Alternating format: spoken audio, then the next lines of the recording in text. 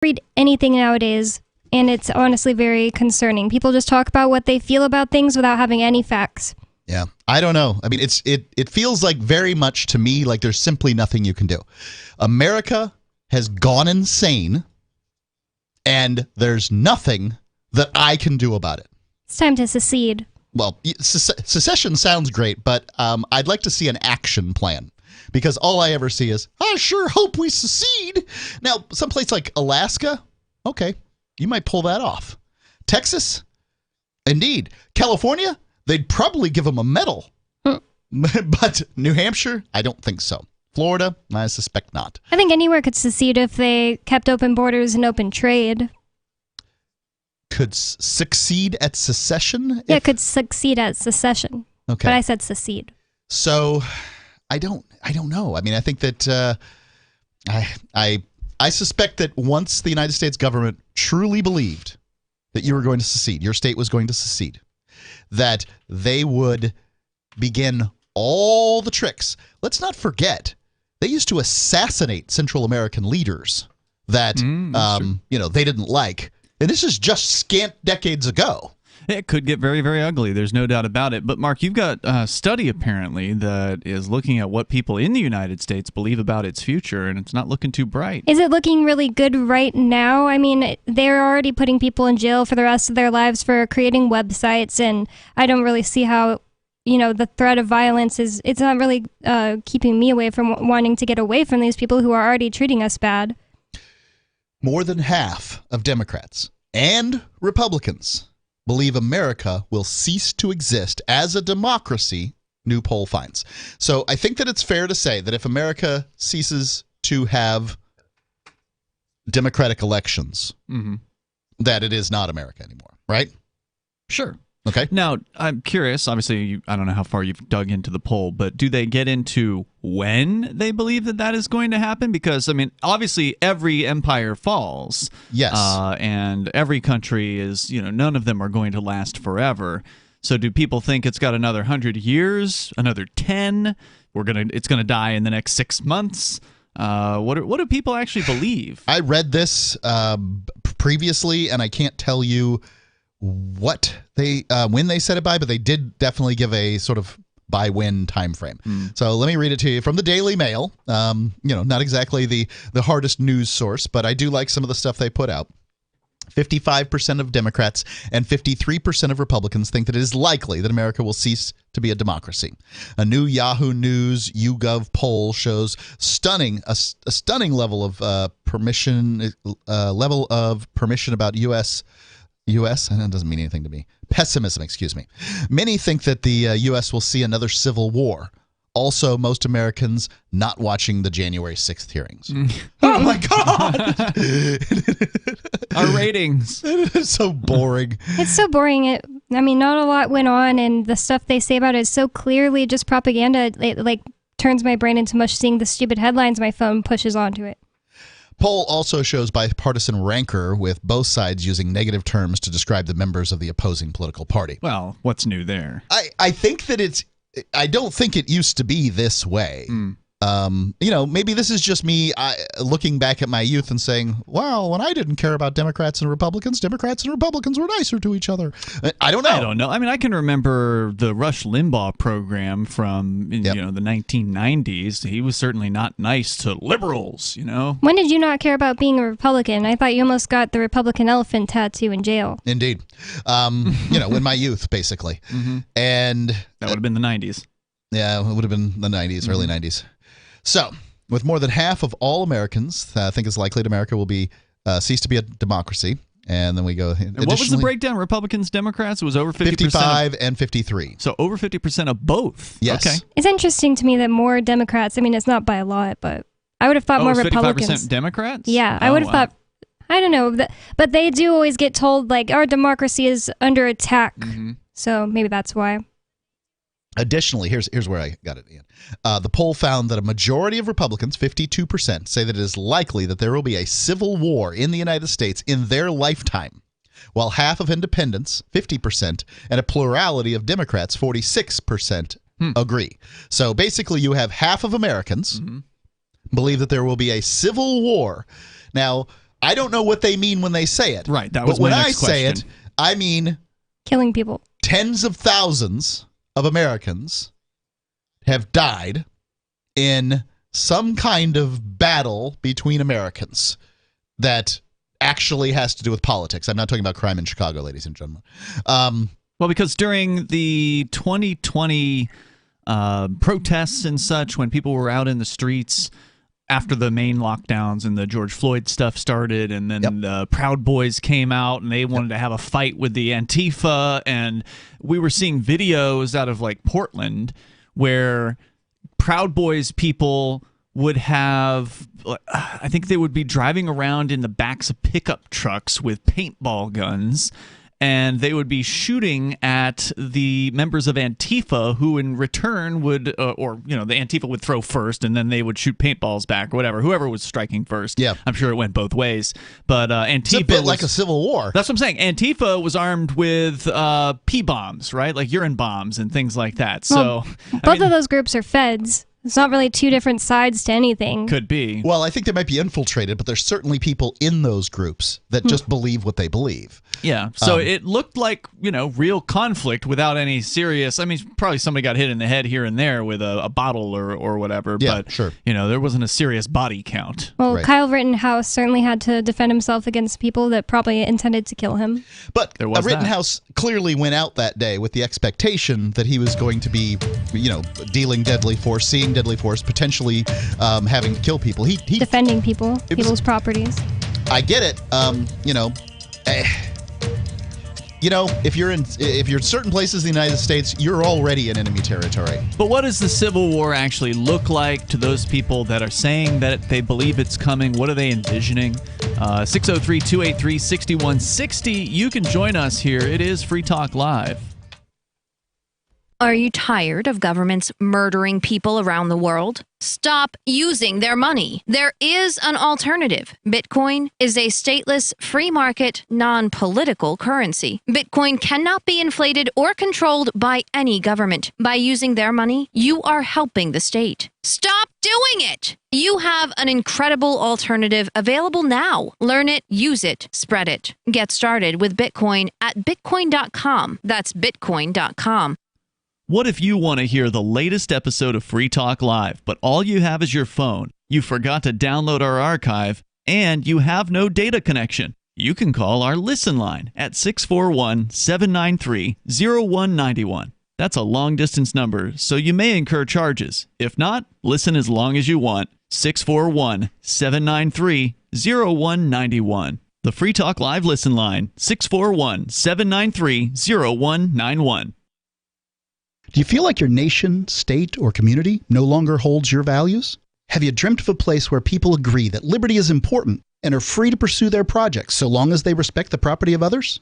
There are many people just like you that are discovering freeprivatecities.com. Their social media links are at the upper right of the page at freeprivatecities.com. All skill levels will be needed when the first of the Free Private Cities opens. It's sooner than you think. Stop arguing and build. freeprivatecities.com.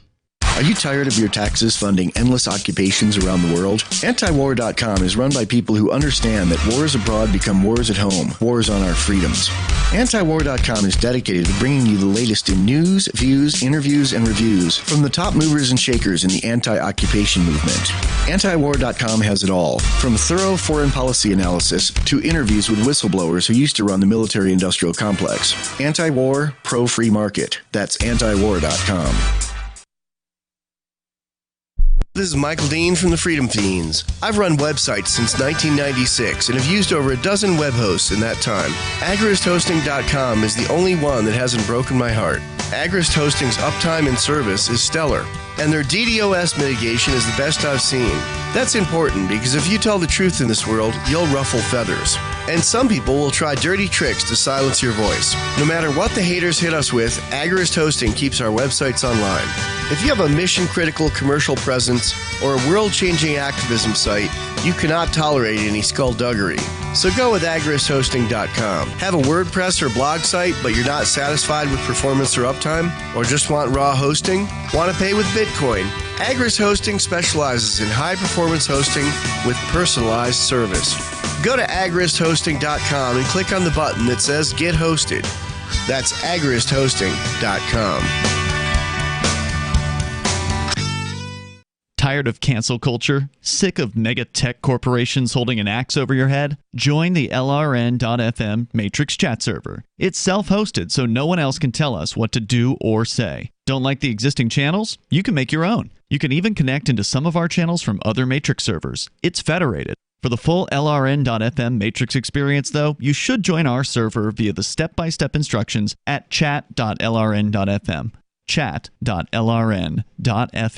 I'm crazy about My Magic Mud. This is the most important oral care product created this millennium, and I'm not kidding. We all have different opinions on politics and issues, but we all have mouths. And I want yours to be as clean as possible, with teeth as bright as they were meant to be. I will never be without My Magic Mud. It's a little surprising, but man, does it work. If you only listen to one thing I say ever, go to mymagicmud.com and get 20% off with code FTL. mymagicmud.com, code FTL. Don't miss a moment of Free Talk Live. Get our archives daily via our podcast at feeds.freetalklive.com.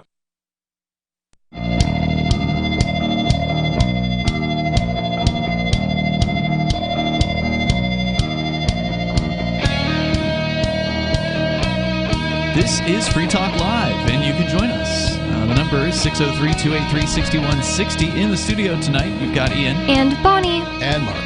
We're talking about I guess, kind of surprising numbers here that, Mark, you're sharing with us from a survey, and I don't recall where the polling organization was. YouGov. They're fairly respected. Yahoo. If I recall correctly. YouGov is a sort of a known internet-based polling service. I don't know if they do phone polls, but they usually, if I recall correctly, YouGov has like a panel of people who've kind of opted in who say, I'm willing to take your surveys, basically. And so while you could argue, and that's my understanding, and if I'm wrong about that, please correct me, but I believe that's how that works. So you could argue that, oh, well, that's not the same as randomly making phone calls to people because it's more of a self-sample of people who are willing to take surveys. And so maybe that's a different demographic or something like that. Well, it's not like they know the question before they want to take the survey. That's true. They don't necessarily know. Anyway, that's neither here nor there. The results are very interesting, and that is that over 50% of Americans, including Democrats and Republicans, are saying they believe that the United States will end as a democracy. Yes. And they're saying that very close to 50% of Americans believe there will be a civil war in their lifetime. Now, in a poll like this, if it's an internet poll, they may have like a fill in the blanks kind of answer. Like, what does that mean? I don't know if they do, but that would be, to me, the most interesting thing is to hear, because within that 50%, there's going to be a variety of definitions of what they think the Civil War is going to be. Is it going to be the Democrats versus the Republicans, the gays versus the straights? What are they considering is going to actually occur? Well, I can tell you this. It's been gamed out by people who do war game theory kind of things on YouTube. And if it's Democrat versus Republican, the Democrats very certainly will lose. I mean, because Republicans anti-gun. control the areas with the guns, the military bases, the rural areas, the food, right? Everything. What do you got in cities? You got some muffins at Starbucks. How long are you going to make it on that? Almost. I mean, the when you look at the percentages of people who are unemployed in say some urban areas versus some rural areas, you're just going to see vast differences. People that can employ skills that are necessary in a war, come on. It's just not going to happen. Democrats are good at having war on themselves. But that's when they're fighting themselves. What does it say about democracy where if we got rid of that, it would have to be replaced with fighting to the death for things? Well, because that's what democracy replaces. So this is a very reasonable question that the newspaper is asking. But the reality is that all voting is a stand-in for killing each other over who gets to be next. Right. So Instead this of is just leaving each other to live and let live and separating from people you don't like. well, yeah. Ultimately, I think the best method for doing that is the old system of counties and just letting them, vote on which part, where do they want to be as far as states go, and what part of what political climate they want, with whom do they want to work, and these kind of things. But we're never going towards that. Can you imagine the constitutional change it would take to do some cockamamie idea like this? Not possible. What are you describing exactly? I think that you might be better off. And this is just an idea, is if counties could determine which state they were part of. Oh. They could sort of pick up and pull out. So it wouldn't have to be like contiguously connected. They wouldn't have to actually be next to the state or whatever. They could maybe say something like that. Some county in California could join Texas. Why couldn't they just be their own states? Wouldn't that be best? More decentralized and smaller areas being ruled. Decentralization isn't the chalice, the destination that many think it is. I mean, you know what, the dark web, step in the right direction. The dark web is decentralized as hell, and nobody visits those sites. There's probably plenty of people that visit those websites. That's why the federal government of them. That's why the federal government spends millions of dollars trying to take down the dark. Well, you have to dark websites. put more effort into getting on the dark web than just going on the internet.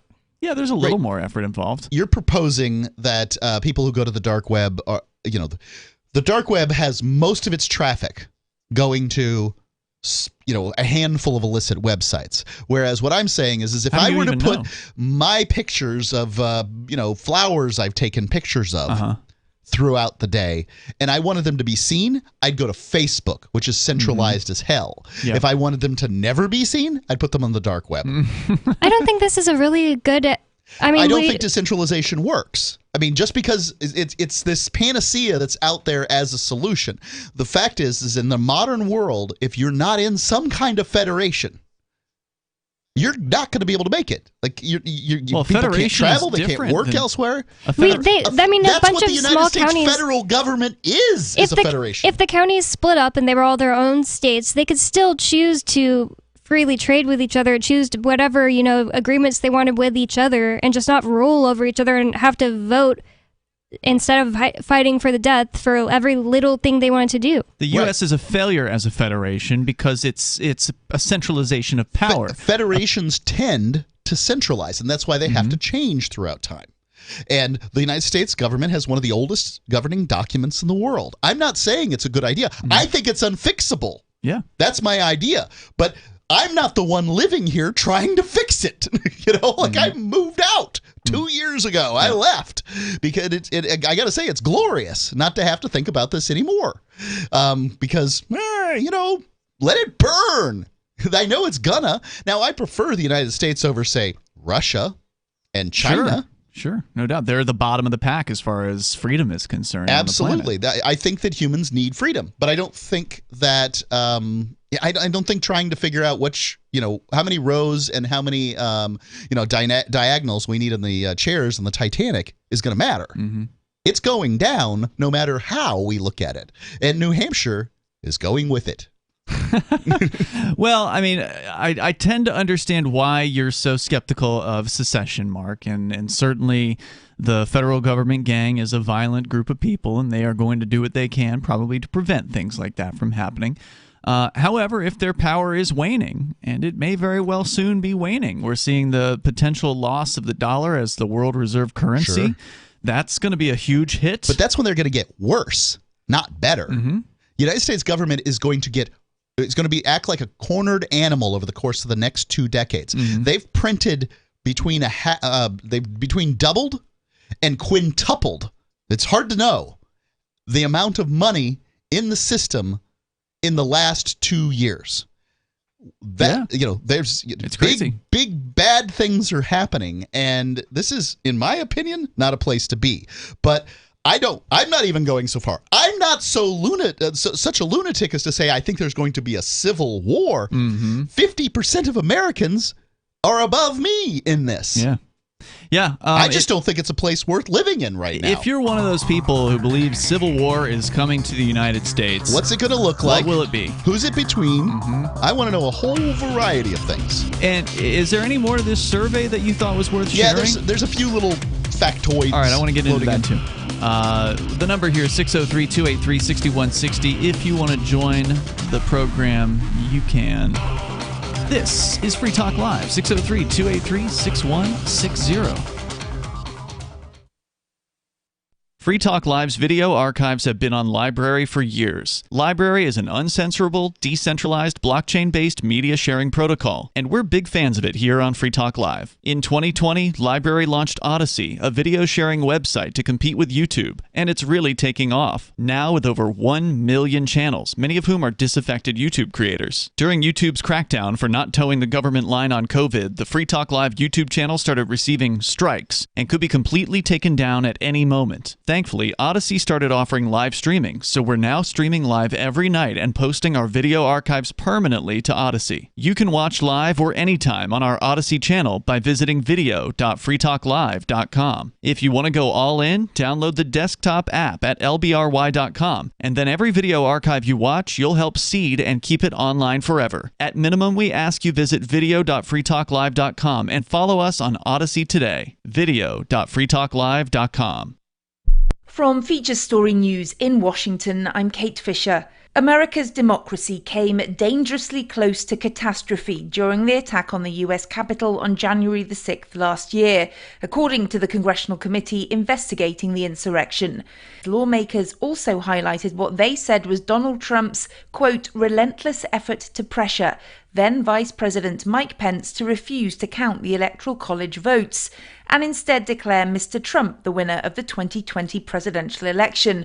Benji Heyer reports from Washington. The House committee looking into what its chair calls an attempted coup welcomed testimony from more key witnesses. This time, Mike Pence's former advisor, Judge Michael Luttig. Had Vice President Pence obeyed the orders from his president, that would have been tantamount to a revolution. That grave assessment came after the committee played this clip of Donald Trump. Mike Pence, I hope you're going to stand up for the good of our Constitution and for the good of our country. The implication being that Mr. Trump's false claim that the election was stolen from him directly incited the violence that day. Donald Trump insists the insurrection investigation is a, quote, pitiful last-ditch effort to deceive the American public. Elon Musk says he wants 1 billion users to sign up to Twitter. He's been speaking to the company's staff for the first time since announcing plans to buy the social media site. Our US correspondent Sarah Walton reports. In an hour-long question and answer session, Musk covered everything from the possibility of job losses and growth to freedom of speech. The world's richest man said he hoped to increase usership from the current 229 million to 1 billion. He also told employees that those users should be allowed to say what they want on the platform. When asked about potential layoffs, Musk said the company's costs currently exceeded revenue and job losses would depend on its future financial situation. Musk agreed to buy Twitter for $44 billion earlier this year, but has since suggested he's hesitating over the deal. Lawyers representing Ghislaine Maxwell have asked a judge for her sentence to be well below the 20 years recommended by the court's probation department. The British socialite was found guilty in December on sex trafficking charges and grooming young girls for Jeffrey Epstein. William Denslow reports from New York. In a plea for leniency, Maxwell's lawyers say she was abused as a child by her father, the publishing tycoon Robert Maxwell. Her lawyers say a traumatic childhood made her vulnerable to Epstein, whom she met after the death of her father. Maxwell faces up to 55 years in prison, but the US Probation Department has recommended a 240-month prison sentence. Her attorneys alleged that an inmate threatened to kill Maxwell. From bureaus worldwide, this is FSN. We're still not sure why you'd want to watch, but our video feed is streaming nightly for free at cam.freetalklive.com.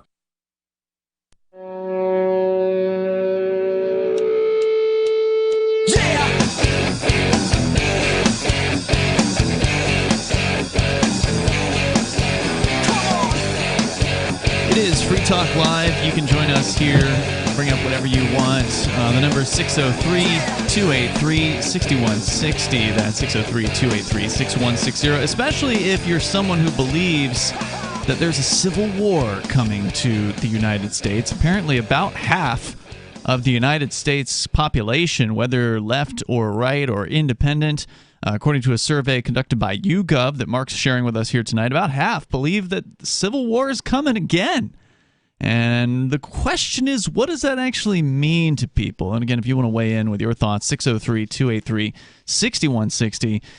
Ian, Bonnie, and Mark in the studio here tonight. And Free Talk Live is brought to you by Bitcoin.com, because if you believe that, whether you believe it's a civil war or not, it seems like a financial collapse or a catastrophe could be imminent. It could be, we could be in the middle of it right now. Inflation is at 40-year record highs right now. If you believe the government's numbers, of course, likely the real numbers are higher than what the government is admitting to. I don't believe the government's numbers. No. I believe inflation is significantly higher, and that there are many chickens yet left to come home to roost. So what you ought to do is learn, in my opinion, how you can get out of the government's money system. One of the ways you can do that is to get into cryptocurrency like Bitcoin or Bitcoin Cash. You can go to Bitcoin.com, click Get Started at the top of the page, and you'll get a lot of useful information, some introductory videos that you can watch. You can dig in as deep as you want to learn about the important concepts. Some of them are new. We were talking about decentralization earlier, and when it comes to money, decentralization is highly valuable. I think, Mark, you would agree with me on that point, because you don't want banks, big banks. You don't want central banks. You don't want government people in charge of your money. They will debase it, as they have done for the history of those people being in charge. Sure, I don't want to make it seem like I think decentralization is a poor model for everything. I just think that it's a poor model for some things. So go to Bitcoin.com, click Get Started at the top of the page, and you can start learning there. And then when you're ready to get into Bitcoin or Bitcoin Cash or whatever, I think they've got dozens of cryptos available over at Bitcoin.com now. It used to just be you could only get a couple, and now there's a whole bunch of options. So they'll let you invest over there, and you can also go to their news website at news.bitcoin.com to get the latest news headlines any old time you want to. So, Mark, what else do we need to know from this survey that you're sharing with us? Well, besides the fact that half of Americans believe that the United States will cease to be a democracy, and that nearly half believe that there will be a civil war within our lifetimes, which I find to be stunning bits of news. Oh, interesting. Within our lifetime. I didn't catch that detail. Yes, there's likely to be a civil war in the United States in their lifetime. Okay. That's 52% of Republicans, 50% of independents, and 46% of Democrats. I feel like you'd have to be willing to kill someone over their ideology now to think that way, and that's just crazy. I can't imagine being that way. Well, you could... do you perceive a threat from a certain percentage of Americans? You do you could think be that afraid. they would hurt you over your beliefs? And I'm certain they would. I mean, I went on saying just 2 weeks ago on Facebook saying that I thought that the rules that people who were vaccinated needed to get a PCR test. That's not PCR, but I should say a COVID test within 24 hours of arriving in before arriving in the United States. That was a dumb rule. And no, don't forget, I had just flown to Honduras, where you're still wearing masks in a bunch of places, and depending on where you are, and like all the rules are different in different locations. They can't all be good rules, right? Like you could be holed up in your house and not know what the rules are around the country. Then you're just ignorant, or you could believe that every rule that every politician makes during a pandemic is important and good. Then you're stupid, right? Like there's a difference. And I really experienced one guy's argument was literally, there were so many people that died. Have some respect and follow the rules. Wow. That was his argument. Just don't have an opinion about the rules themselves. Just a bunch of people died. So, I mean, that is... Therefore, no more need for critical thought, no more need for any kind of logic. Breathtakingly dumb. And you just have to accept that they died of COVID-19, not, of the Drug things that make them, breathe and... Right. Even though they were labeling people dying from COVID-19 when they were dying from other things, and they just happened to have COVID-19. Right. And we know... saw a lot of that. There's certainly a lot of people died over the course of the last 2 years. Some of them died because of the government's rules. And nobody wants to give that kind of, that kind of latitude if they likes the rules. But on the other hand, I think that a lot of people are over-exaggerating. I don't know. I had COVID, and I bet it killed some people. I'm willing to bet Could that. be. And I bet the flu would have killed them if they didn't have COVID. Well, the flu disappeared. Because it sure as hell seemed like they were calling the flu COVID. Yep. I think that that's true too. But People I've have always had died from the flu, old people especially. I've had the Tens flu, of thousands and every to year. call COVID a novel virus, I think is accurate. It's just an opinion. I don't care. I had it, and it robbed me of my mind. It was given to me by the FBI. Thank you very much, government. People don't believe me when I say that, but in fact, a person who was on the FBI payroll to be near me at the time gave it to me. So there you go. The FBI gave me COVID. Going on with the whole shebang here, Republicans were asked to choose the phrase that best describes most people on the other side of the political aisle from you. A majority used out of touch with reality, 30%. Let's see, 30%. No, a majority used out of touch with reality, 30% a threat to America, 25% immoral, 8% a threat to me personally, 4%. See, this is set up wrong. It says a majority used out of touch with reality, and then says 30% behind it. I don't know. They use terms like majority out of touch with reality. Maybe they were able to choose more than one option. That could be too. Very few, 4%, opted, which is as many has said a threat to me personally. So as many people said a threat to me personally as said well-meaning and not that different for me. Democrats felt the same about Republicans, using phrases like immoral, threat to me personally. It's the same stuff. Same stuff. So more or less, there's a great division, and I don't know what's going to happen. One thing you can probably count on is it is not going to be healed. There's not going to be a coming together of these two sides. No. And as far as I'm concerned, that's fine. Let it be that way. I would love to see federalism be the solution here, but it doesn't seem like either side truly wants it. Well, there are people that are voting with their feet. There are people that are migrating. Most of them are migrating from California to Texas. There's people migrating to Florida, conservative types, for instance. So Florida's going to turn a little more red, and some other places are going to turn a little more blue. But that's not a solution really for any of those people, to my mind. I think if you can work remotely, and so many more people can than could before. That's I'd true. say the numbers. That's one thing that was good that came out of COVID. Somewhere between tripled and tenfold. I don't know. Home, you mean? Can work from remotely, and why would you put up with all this stuff when there's so many great places in the world, especially or even in your time zone? Why would you put up with this? I mean, you're sitting in traffic for 45 minutes a day. Well, a lot of people can get out of traffic just by moving to a lower population area within the United States. You sure can. Yeah, you absolutely can. How about lower prices?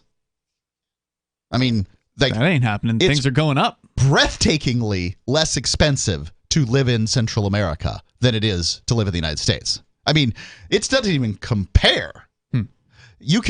I can be in Honduras and I can eat meals made for me, organic meals made for me. I could go out and pet the pig and learn its name and then eat it that night, kind of fresh.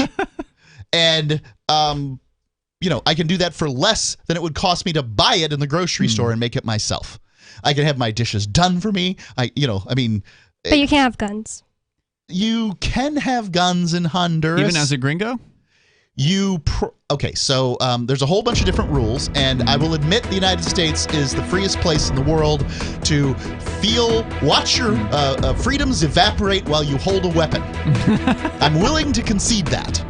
But, you can have guns in Honduras. Sure, you can have guns in most countries. Most countries? I don't know if that's true. Well, most of the ones I've been to, how's that? Gun people wouldn't say that's true.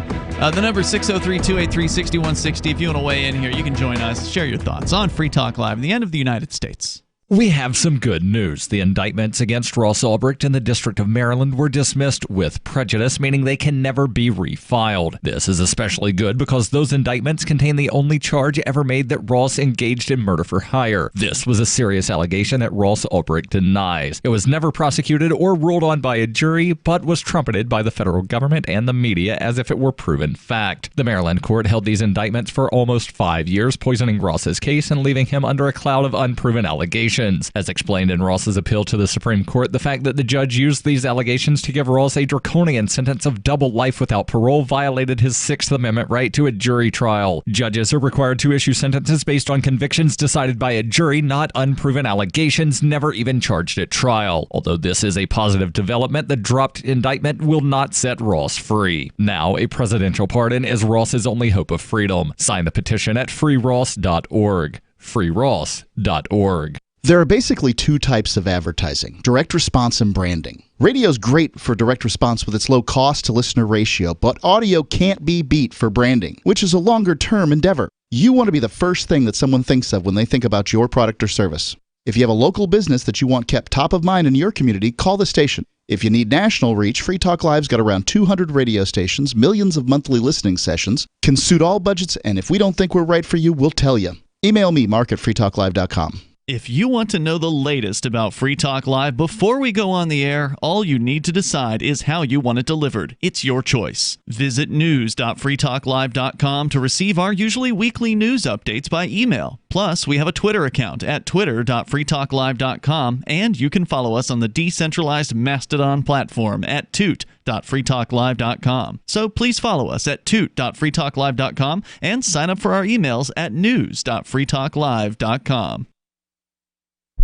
Join liberty-minded voluntarists, anarchists, and libertarians from June 27th through July 3rd for the 6th annual Fork Fest at Rogers Campground in the beautiful White Mountains of New Hampshire. Fork Fest is a fork of the Porcupine Freedom Festival, which sold out for the first time in 2021. Fork Fest takes place the week after Porkfest, but Fork Fest is decentralized, which means that there's no ticket cost and no one is in charge. All you have to do to join the fun is reserve your camping site, RV site, or motel room with Rogers Campground for June 27th through July 3rd. There's no better place to celebrate Independence Day than around other freedom-loving activists in the Shire. You can find out more at the unofficial website, forkfest.party.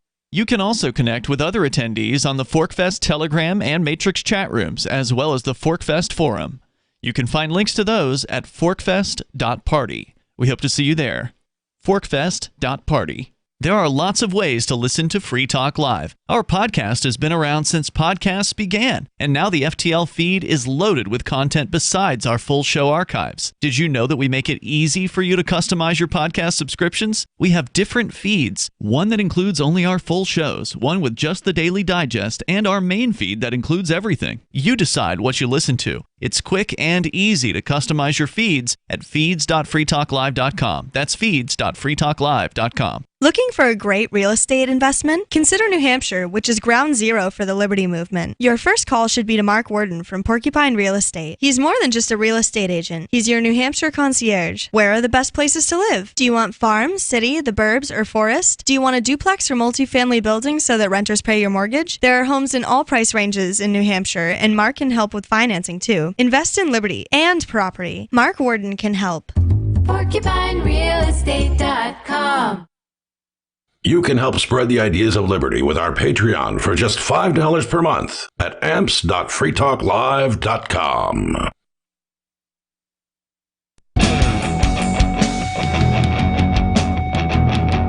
Free Talk Live. We're here. We'll take your calls and your thoughts about whatever you want here at 603-283-6160.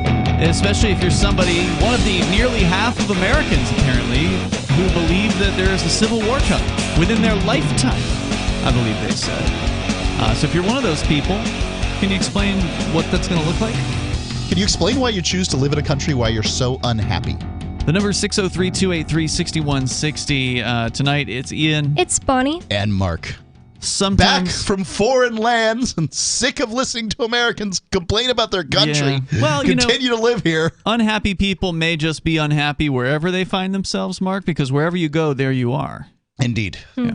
Let's go to the phones here where we have Bad Slave on the line in New Hampshire. Go ahead, Bad Slave. Thank you for taking my call. Sure.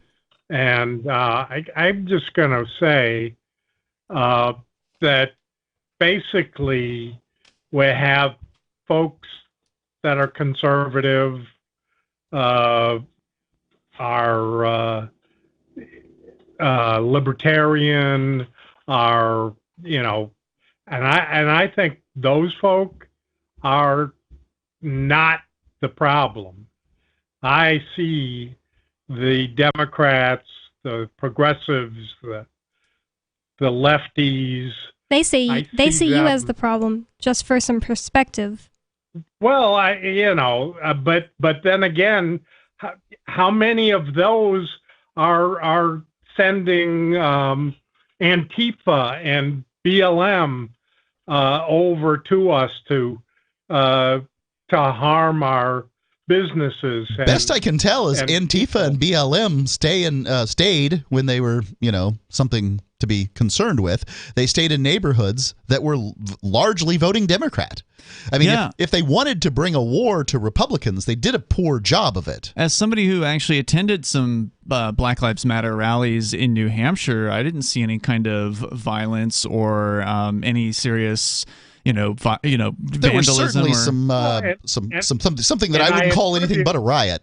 In New Hampshire? I went to a huge who cares about New Hampshire? I'm talking about New Hampshire. And I'm talking about Democrats burning down Democrat neighborhoods. I get that. I get what you're saying, but he specifically brought up the specter of BLM and Antifa, and I'm just telling you, Antifa, they tend to be pretty ugly from what I've seen in wherever it is that they show up, but they don't show up around here, and you probably know why. It's because there's people that have guns in New Hampshire, and I suspect they don't want to mess with that. This show has said before, people on this show have said before, they don't even know for sure that there's a war going on in Ukraine because they didn't see it with their own eyes. Well, I didn't see any of that going on with my own eyes. For all I know, it's all completely created by the media and fake. It didn't happen at a huge with thousands of people BLM rally I went to in San Antonio, Texas, and I mean there would have definitely been some Republicans there to take out. I mean, it's not the there are plenty of people out there that are just ragingly ignorant. It's really, really sad, and it's hard for me to deal with. I observe the behavior and from all over the country. Well, yeah, but you called in and you immediately gave a pass to conservatives. You blocked them in with libertarians, and you said you act like they're the same. Wouldn't they be less likely to they'd be more likely to react to violence with violence, but less likely to it seems like change is upon us, right? But what the point I was trying to make, Mark, is that people like Bad Slave are giving conservatives a pass and acting like these same conservatives aren't the same people that shoved war down our throats for the Bush administration, and they right now are talking about how they want a lot of these conservatives, they want to put parents in prison if they take their kids to a drag show. They want to put all kinds of people in prison. Why would you take your kids to a drag show? I don't know, but it's your business as a parent to do whatever you want. Sorry, what? Ian, right now, who's more responsible for the war in Ukraine? Is it Biden or is it... even if it is Biden, you got one war. I mean, you get one war if you can blame on the Democrats. Ought to get credit for a whole... I mean, it's not like Obama left Afghanistan. No, he didn't. He continued a bunch of Republican wars. I mean, I can pull up the voting records here, but the whole $40 billion to Ukraine wouldn't have passed if it didn't have conservative support. I agree. Yeah, and I think it's both people's fault, by the way. I'm not trying to say it's only the Democrats. What kind of Republicans those are? I mean, I am not. Well, it doesn't matter. Person. It doesn't matter what kind of Republicans they are. They're the ones that are in office. They got voted by Republicans.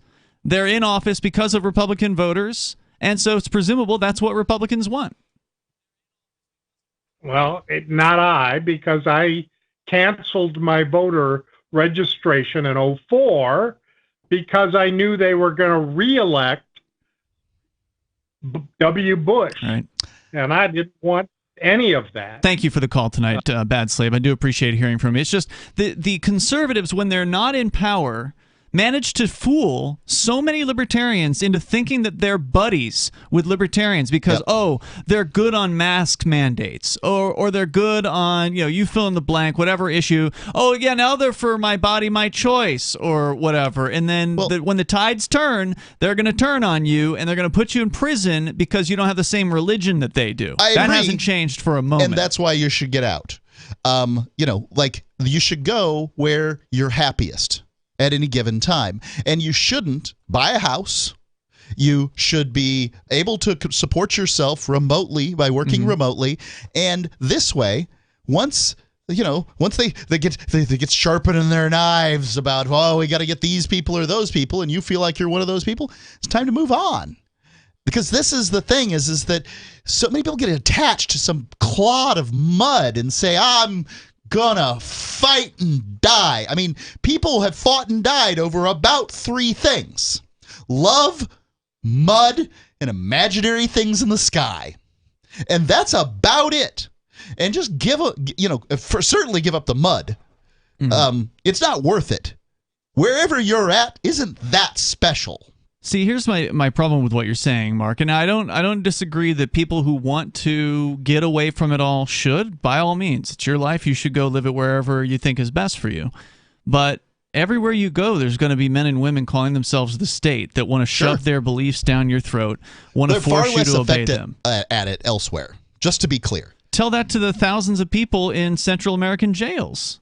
Yeah, I mean, there are people in Central American jails. Far fewer as a percentage than there are in the United States. I don't know. Maybe that's true, but if you are in there, then you're in an overpopulated jail, and it is pretty awful from what I've seen in the photograph. So it's not to say that these governments aren't enforcing laws on people. They absolutely are. Sure.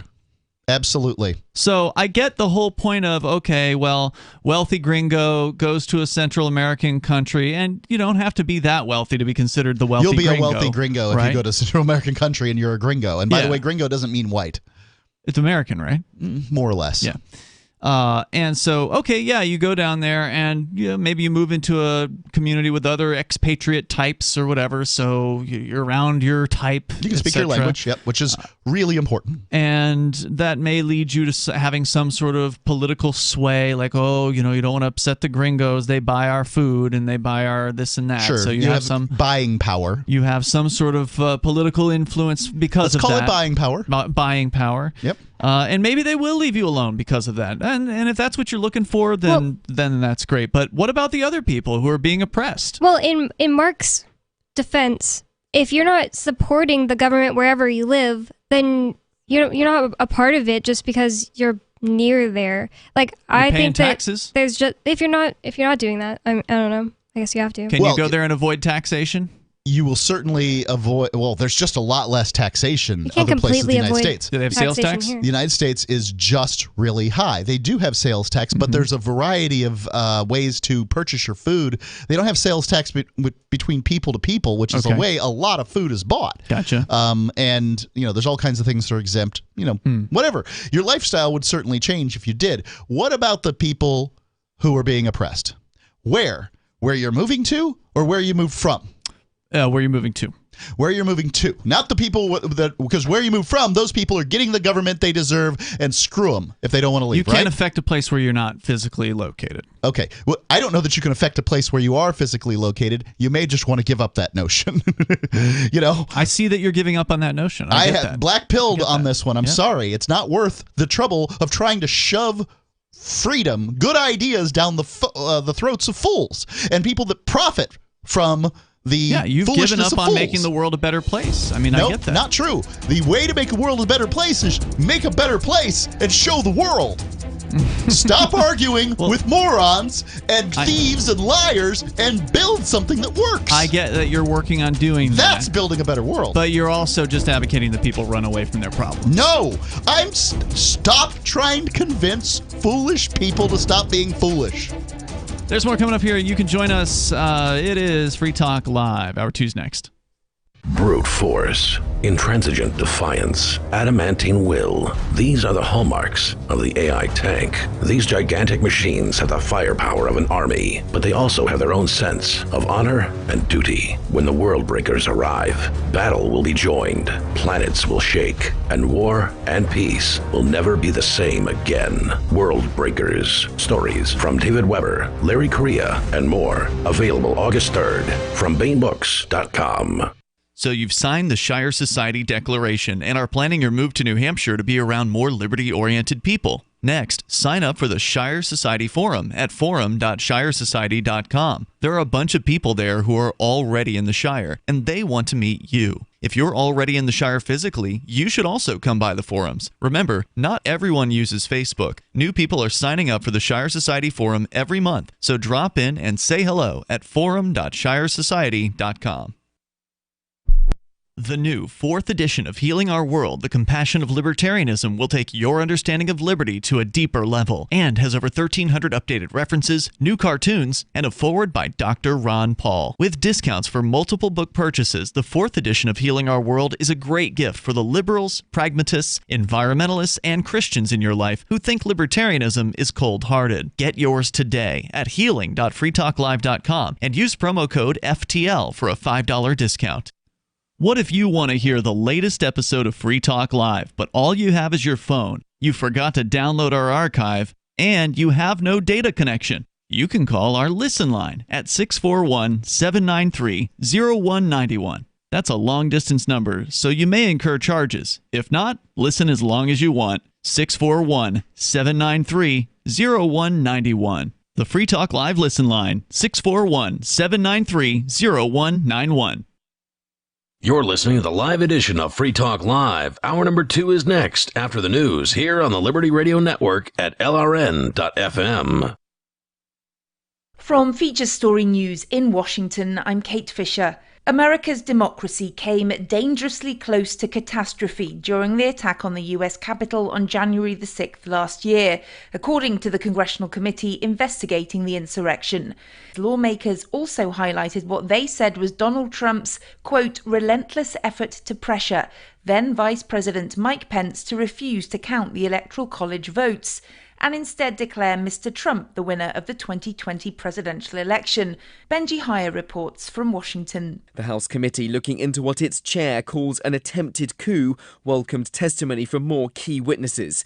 This time, Mike Pence's former advisor, Judge Michael Luttig. Had Vice President Pence obeyed the orders from his president, that would have been tantamount to a revolution. That grave assessment came after the committee played this clip of Donald Trump. Mike Pence, I hope you're going to stand up for the good of our Constitution and for the good of our country. The implication being that Mr. Trump's false claim that the election was stolen from him directly incited the violence that day. Donald Trump insists the insurrection investigation is a, quote, pitiful last-ditch effort to deceive the American public. Elon Musk says he wants 1 billion users to sign up to Twitter. He's been speaking to the company's staff for the first time since announcing plans to buy the social media site. Our US correspondent Sarah Walton reports. In an hour-long question and answer session, Musk covered everything from the possibility of job losses and growth to freedom of speech. The world's richest man said he hoped to increase usership from the current 229 million to 1 billion. He also told employees that those users should be allowed to say what they want on the platform. When asked about potential layoffs, Musk said the company's costs currently exceeded revenue and job losses would depend on its future financial situation. Musk agreed to buy Twitter for $44 billion earlier this year, but has since suggested he's hesitating over the deal. Lawyers representing Ghislaine Maxwell have asked a judge for her sentence to be well below the 20 years recommended by the court's probation department. The British socialite was found guilty in December on sex trafficking charges and grooming young girls for Jeffrey Epstein.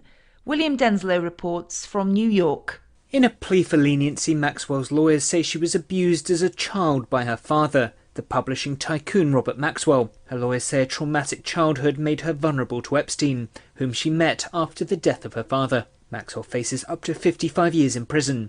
but the US Probation Department has recommended a 240-month prison sentence. Her attorneys alleged that an inmate threatened to kill Maxwell.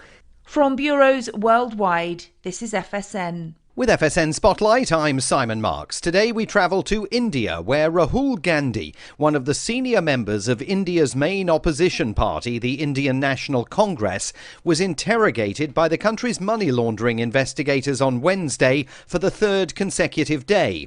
In what's become known as the National Herald case, investigators want Mr. Gandhi and his mother Sonia, hugely politically important in her own right, to explain allegations of money laundering. The case relates to claims that the Gandhis misused party funds to buy a company that published the National Herald newspaper.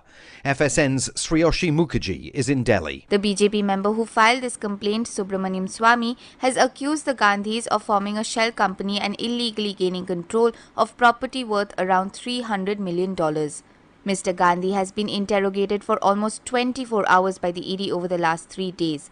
His mother Sonia Gandhi tested positive for COVID and was admitted to a hospital on Sunday. So the ED has issued a fresh date for her interrogation on the 23rd of June. The Gandhis have denied accusations of financial crime, and this probe by the ED has sparked protests from supporters of Rahul Gandhi and the Congress party. Those protesters claim the case is politically motivated, not least because it was brought by a supporter of the Modi government. But the investigation continues, and Mr. Gandhi will be questioned again on Friday. With FSN Spotlight, I'm Simon Marks. Our main news again. America's democracy came dangerously close to catastrophe during the attack on the US Capitol on January the 6th last year, according to the Congressional Committee investigating the insurrection. Billionaire Elon Musk says he wants 1 billion users to sign up to Twitter, and lawyers representing Ghislaine Maxwell have asked a judge for her sentence to be well below the 20 years recommended by the court. And that's the latest feature story news. Kate Fisher reporting. Interesting new ad campaign from Applebee's, which is encouraging customers to visit the restaurant ironically. They're designed to attract young people to Applebee's by inviting them to ridicule its food service and atmosphere. Here, take a look. What do you guys want to do? We could go to Applebee's. No, let's seriously go to Applebee's. Okay. Look, guys, it's grilled. It's just like my neighborhood restaurant, only completely geographically not specific. Yeah, nothing like a wild time at Applebee's, right? Applebee's. Wouldn't it be funny to go to Applebee's? I like Isn't that it. persuasive? Yeah. But, they're not resting on their laurels. They're adding new menu items designed to be ridiculed outright, like the fajita cordon bleu and the chicken strip explosion. Those sound ridiculous. I know, but, so far this has been so successful that Applebee's is actually prepping a second series of ads aimed at customers who enjoy making fun of annoying young people who do things ironically. This is the Onion News Network.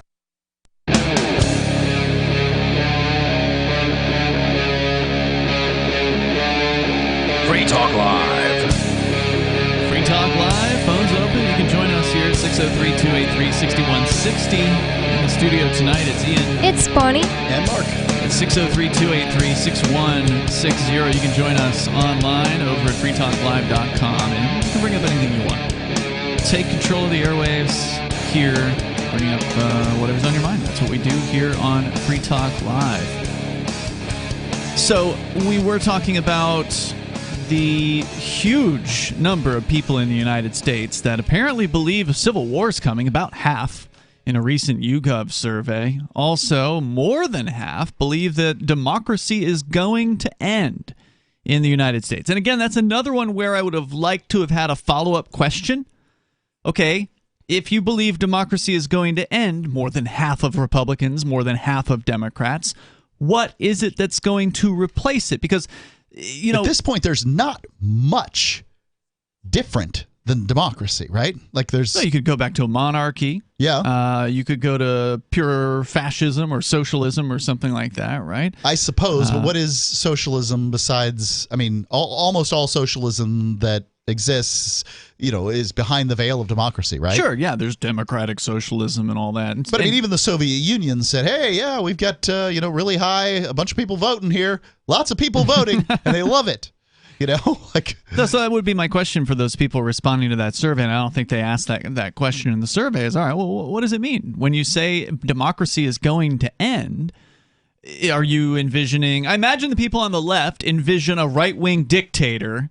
Yes. Coming in and taking over. And I imagine the people on the right envision total Marxist communism or socialism or whatever coming in. Yeah, but they have green hair and they don't self-identify as any particular gender. So but that's just me speculating on what they probably would say. No, I think that you've got a pretty fair guess. I mean, on the left, it's going to be Trump, except more medals on his chest and a military outfit, right? Sure. So that, of course, led into the inevitable conversation that Mark loves to have, and that is advocating for people to leave the United States. Do I love my conversation more than you love secession and New Hampshire? Well, we actually have successful we just have different solutions for the same problem, right?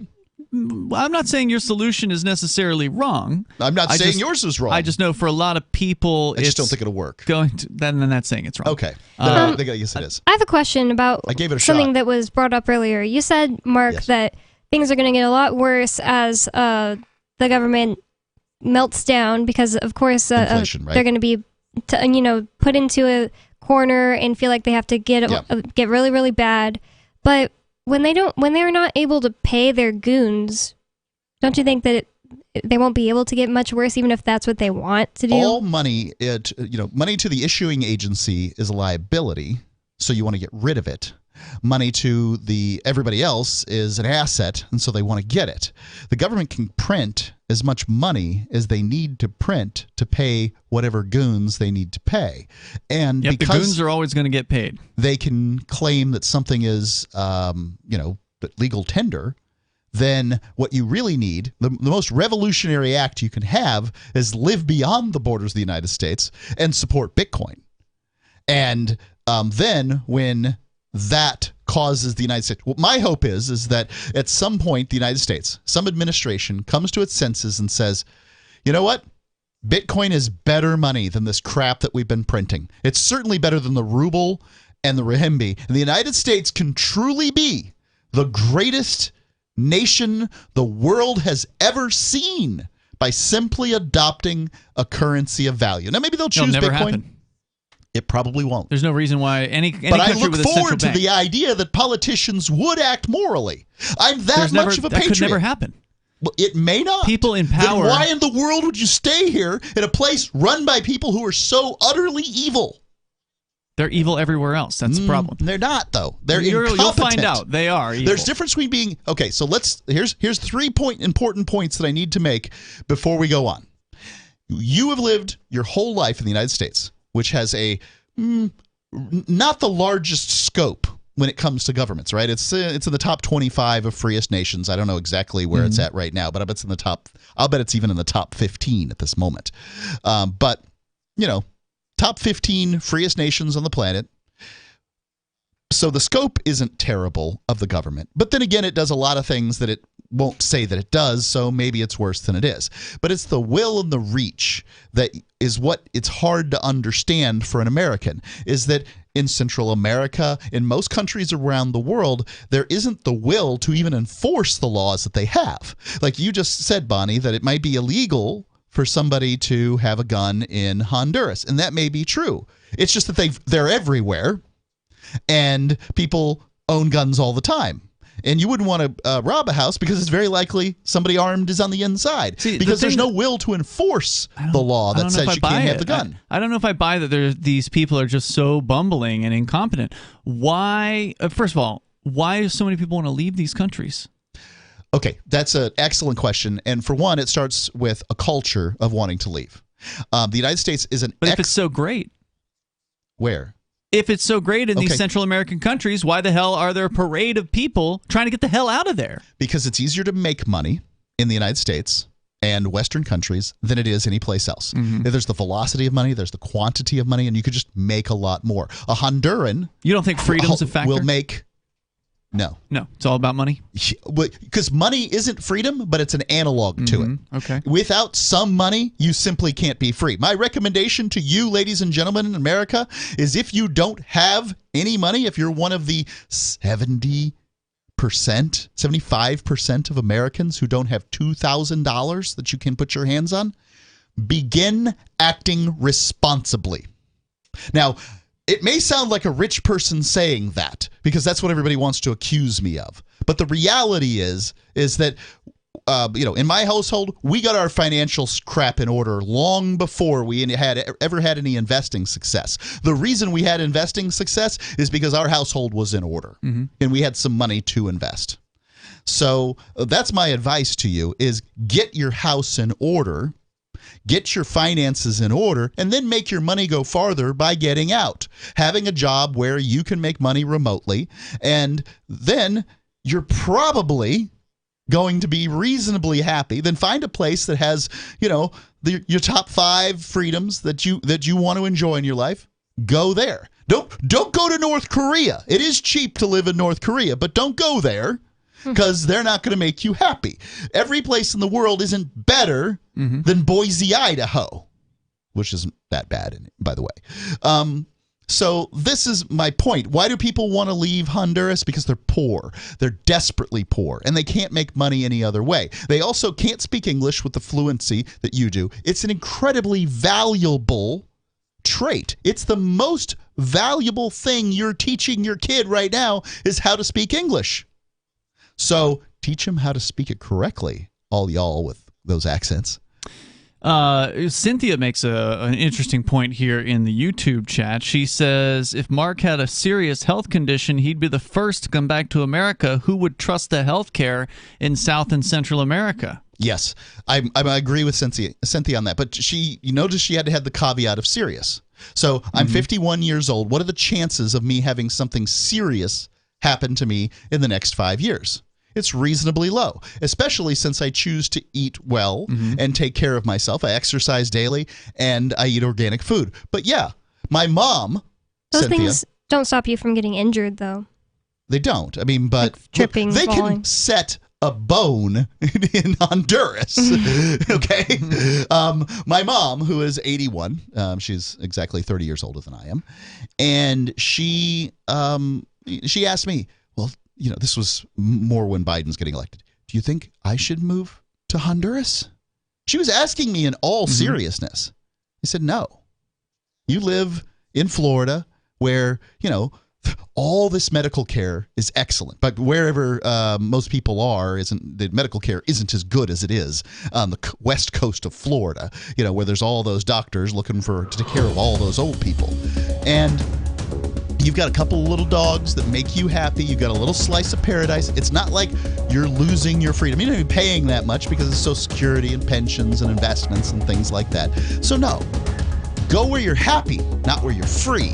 The number here is 603-283-6160. You can join us here and share your thoughts on Free Talk Live. Coming up, a crackdown on truckers. Are you tired of governments murdering people around the world? Stop using their money. There is an alternative. Bitcoin is a stateless, free market, non-political currency. Bitcoin cannot be inflated or controlled by any government. By using their money, you are helping the state. You have an incredible alternative available now. Learn it, use it, spread it. Get started with Bitcoin at Bitcoin.com. That's Bitcoin.com. Tired of cancel culture? Sick of mega tech corporations holding an axe over your head? Join the LRN.FM Matrix chat server. It's self-hosted, so no one else can tell us what to do or say. Don't like the existing channels? You can make your own. You can even connect into some of our channels from other Matrix servers. It's federated. For the full LRN.FM Matrix experience, though, you should join our server via the step-by-step instructions at chat.lrn.fm. Chat.lrn.fm. Do you feel like your nation, state, or community no longer holds your values? Have you dreamt of a place where people agree that liberty is important and are free to pursue their projects so long as they respect the property of others? There are many people just like you that are discovering freeprivatecities.com. Their social media links are at the upper right of the page at freeprivatecities.com. All skill levels will be needed when the first of the free private cities opens. It's sooner than you think. Stop arguing and build. FreePrivateCities.com. My name is Jacob Hornberger. I'm president of the Future of Freedom Foundation, which Congressman Ron Paul awarded for having an outstanding freedom website. Write us at fff@fff.org, and we'll send you a free 3-month subscription to our monthly journal of libertarian essays and our booklet, Economic Liberty in the Constitution, which George Mason University economics professor Walter Williams praised in a recent column. That's fff@fff.org. The Shire Free Church offers a sanctuary to those seeking an escape from state churches. The Shire Free Church is an interfaith, diverse group of people that may not share identical theological beliefs. As a member in or minister of the Shire Free Church, you are a sovereign individual and may be the faith of your choice. We don't claim to have all of the answers. We are open to all peaceful people. We want to learn from each other. What unifies the Shire Free Church and its diverse members is peace, love, and liberty. There are many paths to God, one for every individual. The Shire Free Church does not define a specific path beyond those parameters that must be your foundation. Peace as your way, love as your guide, and liberty as your light. Learn more at church.shiresociety.com. That's church.shiresociety.com. If you want to know the latest about Free Talk Live before we go on the air, all you need to decide is how you want it delivered. It's your choice. Visit news.freetalklive.com to receive our usually weekly news updates by email. Plus, we have a Twitter account at twitter.freetalklive.com, and you can follow us on the decentralized Mastodon platform at toot.freetalklive.com. So please follow us at toot.freetalklive.com and sign up for our emails at news.freetalklive.com. Is oral health important to you? If you don't like your own teeth, fresh breath, or kissing people, then by all means stop listening. Several years ago, I met Jessica Armand, founder and CEO of My Magic Mud, and I became passionate about the product that she created and never want to live without it. It's clinically proven to whiten teeth, but I find it does much more. They want you to love My Magic Mud as much as I do, so they're giving you a money-back guarantee plus 20% off. Go to mymagicmud.com and use coupon code FTL20 at checkout. mymagicmud.com, FTL20. Yep, we still do email. Drop your email address in the entry box at freetalklive.com, and you'll be kept in the loop with Free Talk Live. It is Free Talk Live, and you can join the show. You can bring up whatever you want. 603-283-6160. Ian, Bonnie, and Mark in the studio. That's 603-283-6160. Lots, of course, in the news to talk about. I don't think last night, you guys didn't cover what happened with the Federal Reserve last night or anything. No, I don't even know what you mean. Yeah, so they're raising the what they call the basis points. They're raising interest rates again. And that is not a good thing because they literally just raised it 50 basis points within the last month or so, and now they're doing it 75, which according to the statistics that I saw is the largest raise that they've had in a few decades, I think. But if you want to weigh in, yeah, the sharpest increase since 1994, according to the story here at MSN and the Washington Post. If you want to jump into the discussion, though, whether it be about living in another country outside of the United States, Mark is a heavy advocate of finding more freedom somewhere else. Yeah, I certainly don't want to make it seem like every place that you go outside the United States is better and more free than inside the United States. I think you need to listen to directions. That's the reason I'm building the website locatingliberty.com right now. You need to listen to directions. I had no idea. I am. Okay. And I mean, you can go do things yourself, expect to be disappointed. Mm-hmm. But you know, that's my advice is yes, there's far more freedom outside the United States than. Yeah, you shouldn't give out a website unless there's something there, Mark, and there's nothing there right now. But Liberty in Our Lifetime, you're going to be speaking, I presume, on this very topic at the Free Cities Foundation's annual conference. It's called Liberty in Our Lifetime, and it's happening in Prague, October 21st through the 23rd. I mean, I'm just guessing this is going to be your topic, Mark, because it's something you've been obsessed with for the last half a decade, roughly. Do you know what your topic's going to be at Liberty in Our Lifetime? I'm waiting to get a little more timely. I don't want to get build something and then have to change the It is kind of far away from now. October 21st through the 23rd, they are going to be featuring a theme of parallel structures for progress, where the conference will be exploring physical developments and parallel structures emerging in education and finance that offer alternatives for people looking for better ways to learn, educate their children, and invest in their future. The whole concept of this event is to showcase autonomous cities and intentional communities that are springing up around the world, offering opportunities for settlers to live freer lives. And that's something that I do like the idea of. I like the idea of there being little pockets of freedom competing with one another to attract the best and the brightest, to attract go-getters in the world of business or finance or whatever, freedom seekers, get them to migrate to a better place, which is ultimately what we're doing here in New Hampshire. Mark's a skeptic. He doesn't think that it can work, but of course, a lot of us here believe it is already working. I think it is already working. And we see the evidence for it every single day. Of course, the Porcupine Freedom Festival is sold out. That is coming up in 1 week. But this event is not sold out. October 21st through the 23rd, you still got time to get your tickets at an early bird discount and get 20% off on top of that by using code FTL20 and join a bunch of freedom-loving people in Prague, October 21st through the 23rd. You can go to get your tickets at lifetimeliberty.com. That's code FTL20 to save 20%. Lifetimeliberty.com. It's happening in Prague. I thought that That's was something happening in Las Vegas for some reason. There's another one in Vegas. with That's the same Freedom name? Fest. Oh. And that's happening next month. So you've got about 4 weeks till Freedom Fest. Are you going to that one, Mark? Yes. And he's speaking about something... Locating Liberty. Yeah, Locating Liberty. Hopefully you'll have your website up and running before then. I thought it was up now. I wonder if I'd given it wrong. So head over there, and Mark, we'll look forward to seeing you at both of those conferences. We go to Sarah. She's in New Mexico. Sarah, you're on Free Talk Live. Yeah, so we added 3 more speeding cameras. So on your house? No, in Albuquerque, we have 6 altogether. Okay. And they're stationary. That means double the revenue. Right? Well, Double the cameras, people, double the revenue, roughly? Fewer. Well, we put them on coal and lead. Those are one-way streets.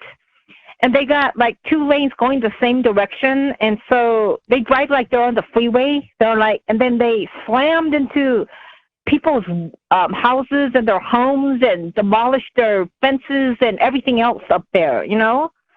So do you think that people will that's why- stop having their fences and houses demolished because they put up the speed cameras? Or is this because of drunk drivers or something? It should help. It might. I think it should help. Yeah, because they were going to do is Here's what I have to say about speed limits. They ought to be set at the rate that they ought to be set at, right? Like there's clearly a speed at which is too fast to navigate a vehicle.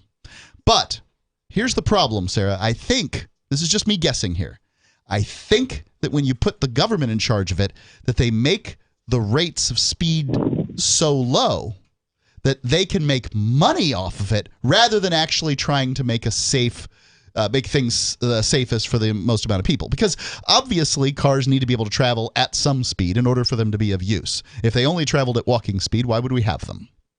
So, okay, I think the lead and coal is almost like a residential. It's at 35, and they always go over. Well, nobody 5 to wants 10 miles. anybody going fast on their street. I mean, there's never. Well, especially if you live one of those houses or condominiums that are right on lead and coal, those one-way streets, and then Are they straight? Yeah, they're all. I think they used to be. They're all going one way. Yeah, but no, So are they they straight have- though? Like if you Yeah, get they're on straight. one end, Yeah, they're not you look curved. at the other. Expect that to be a situation where people go more quickly because people want to go fast on straight streets because they feel like they can see what's going on. They get, they got a line of sight, so they're going to start picking up speed.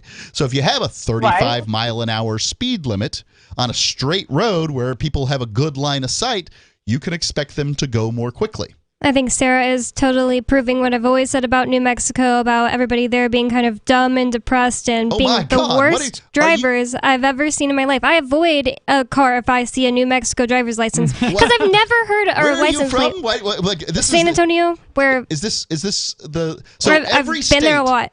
Every state has this other state that they think is full of hicks, rednecks, and morons, right? But I think that about multiple different states. I just think New Mexico is one of the worst, especially when it comes to driving. For whatever reason, they drive worse than anywhere I've ever seen. Was it Michiganders when you were growing up that were considered to be the worst drivers?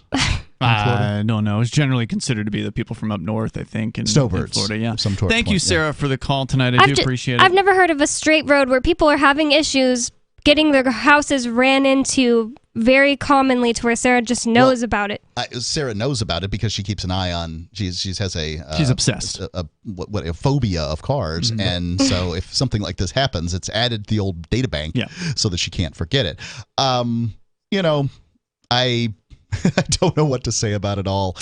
Well, the fact is that speeding cameras are not going to stop drunks, as you suggested earlier, Mark. They're going to continue to drink, and they will be unaware of where the speeding cameras are and unconcerned about where the speeding cameras are. Speeding tickets generally are just a crucible. It's revenue. Yeah, it's a great way to see what the government does. The government says, "Ha-ha, you've done something wrong. There's no victims, so we'll take the money. Give it right here," and then they go off and they do something stupid with it. And they haven't solved a problem.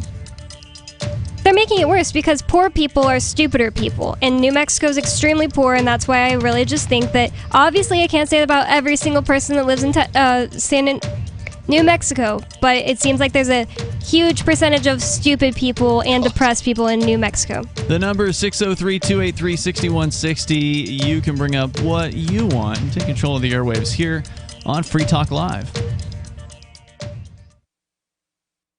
Why did you move to the Shire? I moved here to the Shire because there's other people around who take liberty just as seriously as I do. I moved to the Shire because I saw videos of people challenging authority and thought that I could get support myself. It called to me, like, do this, right now. I wanted to be around people like me who got it, and once I got here, I knew there was nowhere else that I wanted to be. I've always wanted to change the world, so I moved to the Shire to join people who were actually working towards doing the same thing. The people here are awesome, loving, and positive. It was for the adventure and for the feeling of something important is happening here, and I just wanted to come to sort of be part of that. Visit ShireSociety.com to read and sign the Shire Society Declaration and learn the reasons why, if you love liberty, you should immigrate to the Shire. Plus, connect with others via the forum at ShireSociety.com. That's ShireSociety.com. From Feature Story News in Washington, I'm Kate Fisher. America's democracy came dangerously close to catastrophe during the attack on the US Capitol on January the 6th last year, according to the Congressional Committee investigating the insurrection. Lawmakers also highlighted what they said was Donald Trump's, quote, relentless effort to pressure then Vice President Mike Pence to refuse to count the Electoral College votes and instead declare Mr. Trump the winner of the 2020 presidential election. Benji Heyer reports from Washington. The House committee looking into what its chair calls an attempted coup welcomed testimony from more key witnesses. This time, Mike Pence's former advisor, Judge Michael Luttig. Had Vice President Pence obeyed the orders from his president, that would have been tantamount to a revolution. That grave assessment came after the committee played this clip of Donald Trump. Mike Pence, I hope you're going to stand up for the good of our Constitution and for the good of our country. The implication being that Mr. Trump's false claim that the election was stolen from him directly incited the violence that day. Donald Trump insists the insurrection investigation is a, quote, pitiful last-ditch effort to deceive the American public. Elon Musk says he wants 1 billion users to sign up to Twitter. He's been speaking to the company's staff for the first time since announcing plans to buy the social media site. Our US correspondent Sarah Walton reports. In an hour-long question and answer session, Musk covered everything from the possibility of job losses and growth to freedom of speech. The world's richest man said he hoped to increase usership from the current 229 million to 1 billion. He also told employees that those users should be allowed to say what they want on the platform. When asked about potential layoffs, Musk said the company's costs currently exceeded revenue and job losses would depend on its future financial situation. Musk agreed to buy Twitter for $44 billion earlier this year, but has since suggested he's hesitating over the deal. Lawyers representing Ghislaine Maxwell have asked a judge for her sentence to be well below the 20 years recommended by the court's probation department. The British socialite was found guilty in December on sex trafficking charges and grooming young girls for Jeffrey Epstein. William Denslow reports from New York. In a plea for leniency, Maxwell's lawyers say she was abused as a child by her father, the publishing tycoon Robert Maxwell. Her lawyers say a traumatic childhood made her vulnerable to Epstein, whom she met after the death of her father. Maxwell faces up to 55 years in prison, but the US Probation Department has recommended a 240-month prison sentence. Her attorneys allege that an inmate threatened to kill Maxwell. From bureaus worldwide, this is FSN. Got Telegram? You can follow our channel there and discuss show prep with other listeners at telegram.freetalklive.com.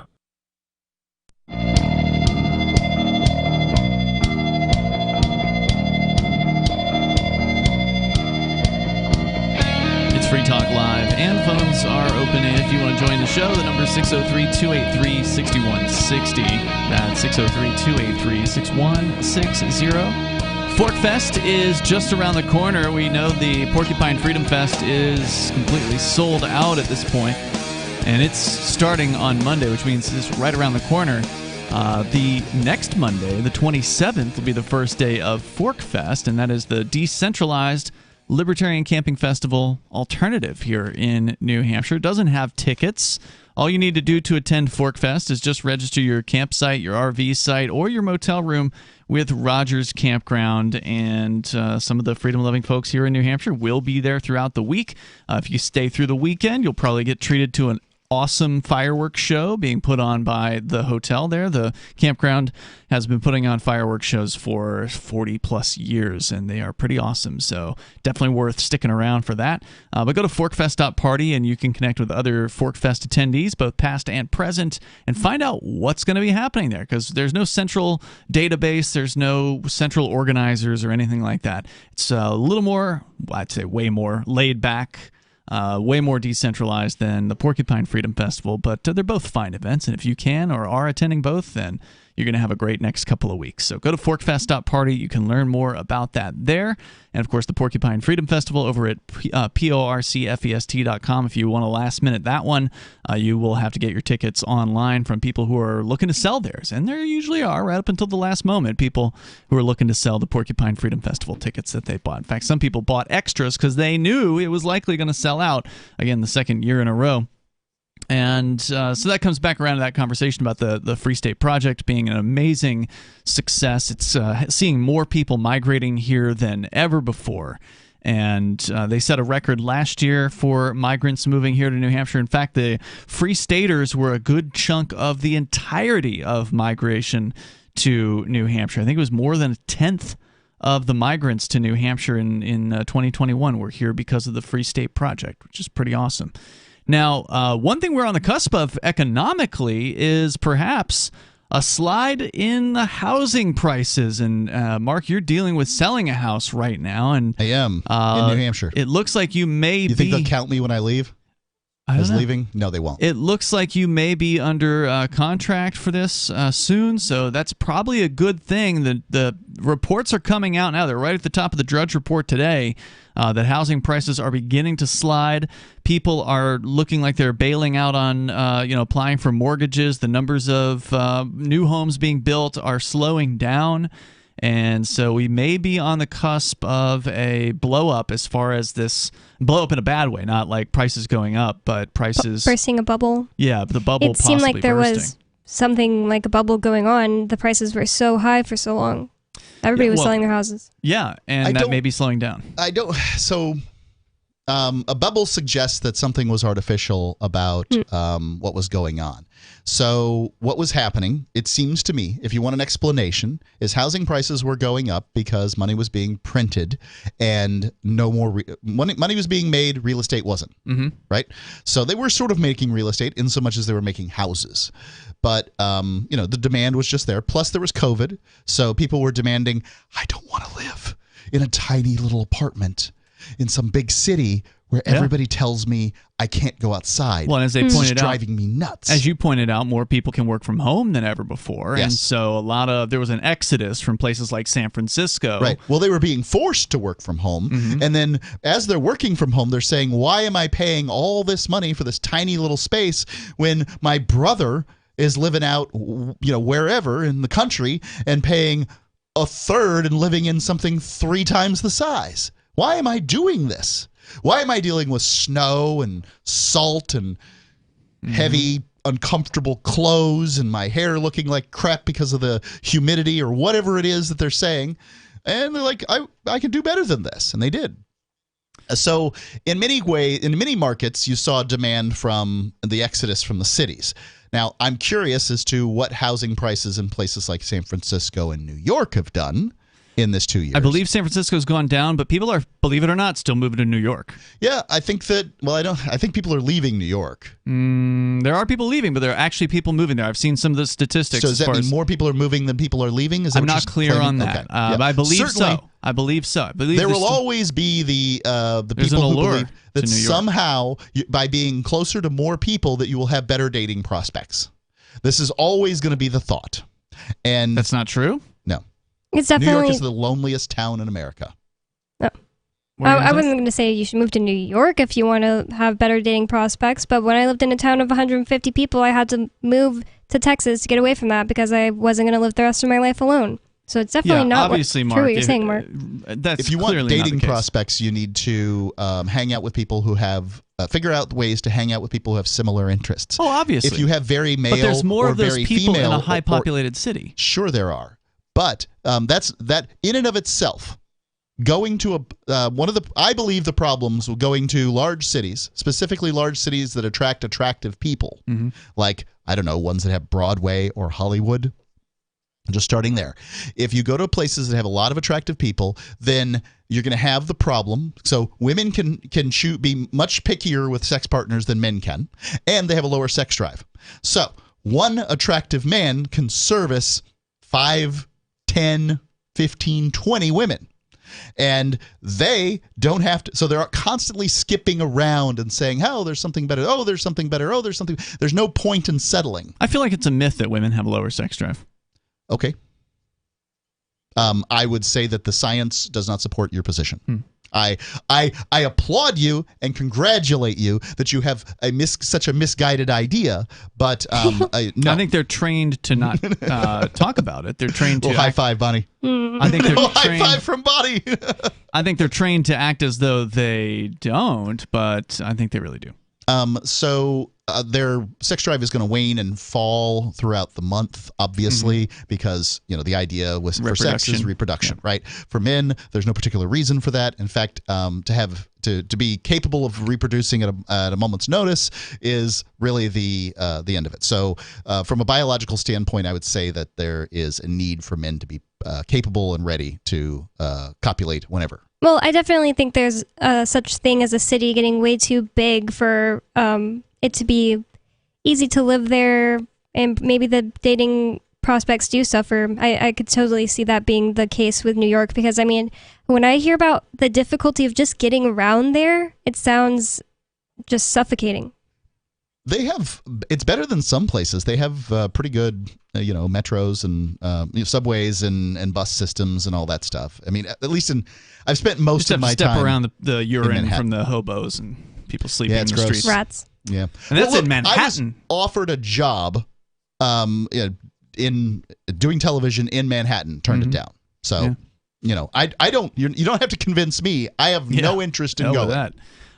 Rising mortgage rates and the Fed's actions will stretch home buyer budgets and encourage more homeowners to stay put. We touched earlier, this is according to Redfin.com, we touched earlier on the fact that they're raising interest rates just within the last few days. That's the most important part of it. Just within the last several days, interest rates have gone up quite a bit in the home mortgage marketplace.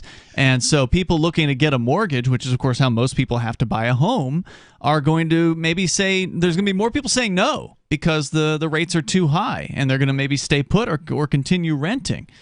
So that may be this was the mirror of this was the reason that you saw so much rise in the value of homes previously. Is it because the rates people were knew low? that rates were artificially low? Mm-hmm. They knew that they were going to go up. You can't print. Everybody knows you can't print money and not see rates go up. And so, the housing market necessarily was going to see a correction as far as buying. Now, I don't think we're going to see another 2006 collapse, real estate collapse, and all that sort of thing. I don't think we have the same components. Well, that included a lot of very dodgy financial instruments that have not yet been disclosed. The only dodgy financial instrument in this story is the United States government. You can join us here, and the number is 603-283-6160. That's 603-283-6160. Bring up whatever's on your mind, whether it's dating in the big city, moving out of the United States, or whatever you want to talk about here on Free Talk Live. There's more coming up.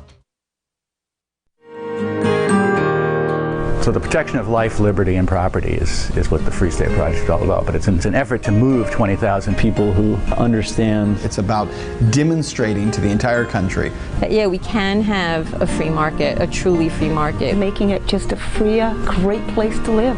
It's the world's largest voluntarist libertarian community, and it's only getting bigger. That's amazing. To be able to move to a place where other people passionately believe in being free and independent. What the Free State Project is managing to do, though, is to put their money where their mouth is. It's physically getting up across the country and saying, let's go someplace and let's demonstrate the power of these ideas. There's a lot of kind of philosophy that surrounds liberty. There's a lot of thinking about it and talking about it. But here in New Hampshire, people are doing it.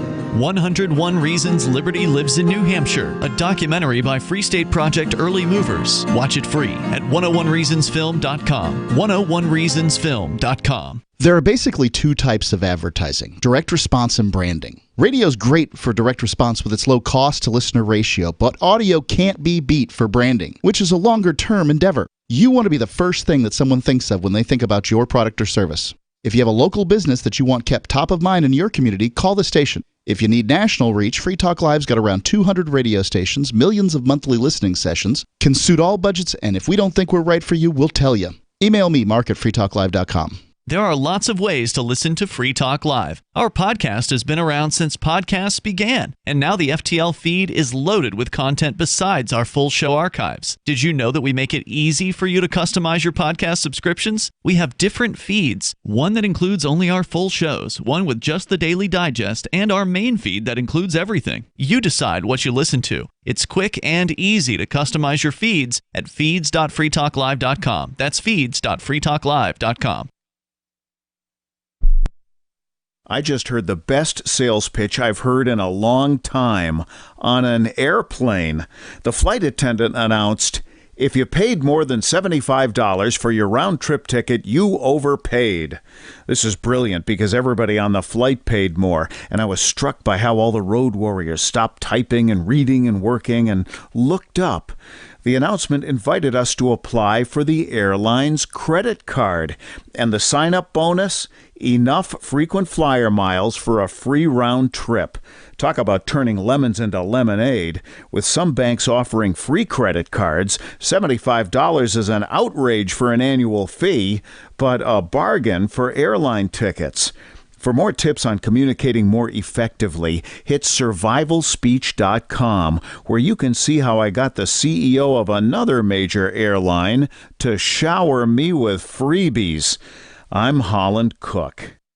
What if you want to hear the latest episode of Free Talk Live, but all you have is your phone, you forgot to download our archive, and you have no data connection? You can call our Listen line at 641-793-0191. That's a long-distance number, so you may incur charges. If not, listen as long as you want. 641-793-0191. The Free Talk Live Listen line, 641-793-0191. Looking for a great real estate investment? Consider New Hampshire, which is ground zero for the Liberty Movement. Your first call should be to Mark Worden from Porcupine Real Estate. He's more than just a real estate agent. He's your New Hampshire concierge. Where are the best places to live? Do you want farm, city, the burbs, or forest? Do you want a duplex or multifamily building so that renters pay your mortgage? There are homes in all price ranges in New Hampshire, and Mark can help with financing too. Invest in liberty and property. Mark Worden can help. PorcupineRealEstate.com. Our Matrix server is about as free as internet chat can be. Join the existing rooms or create your own at chat.freetalklive.com.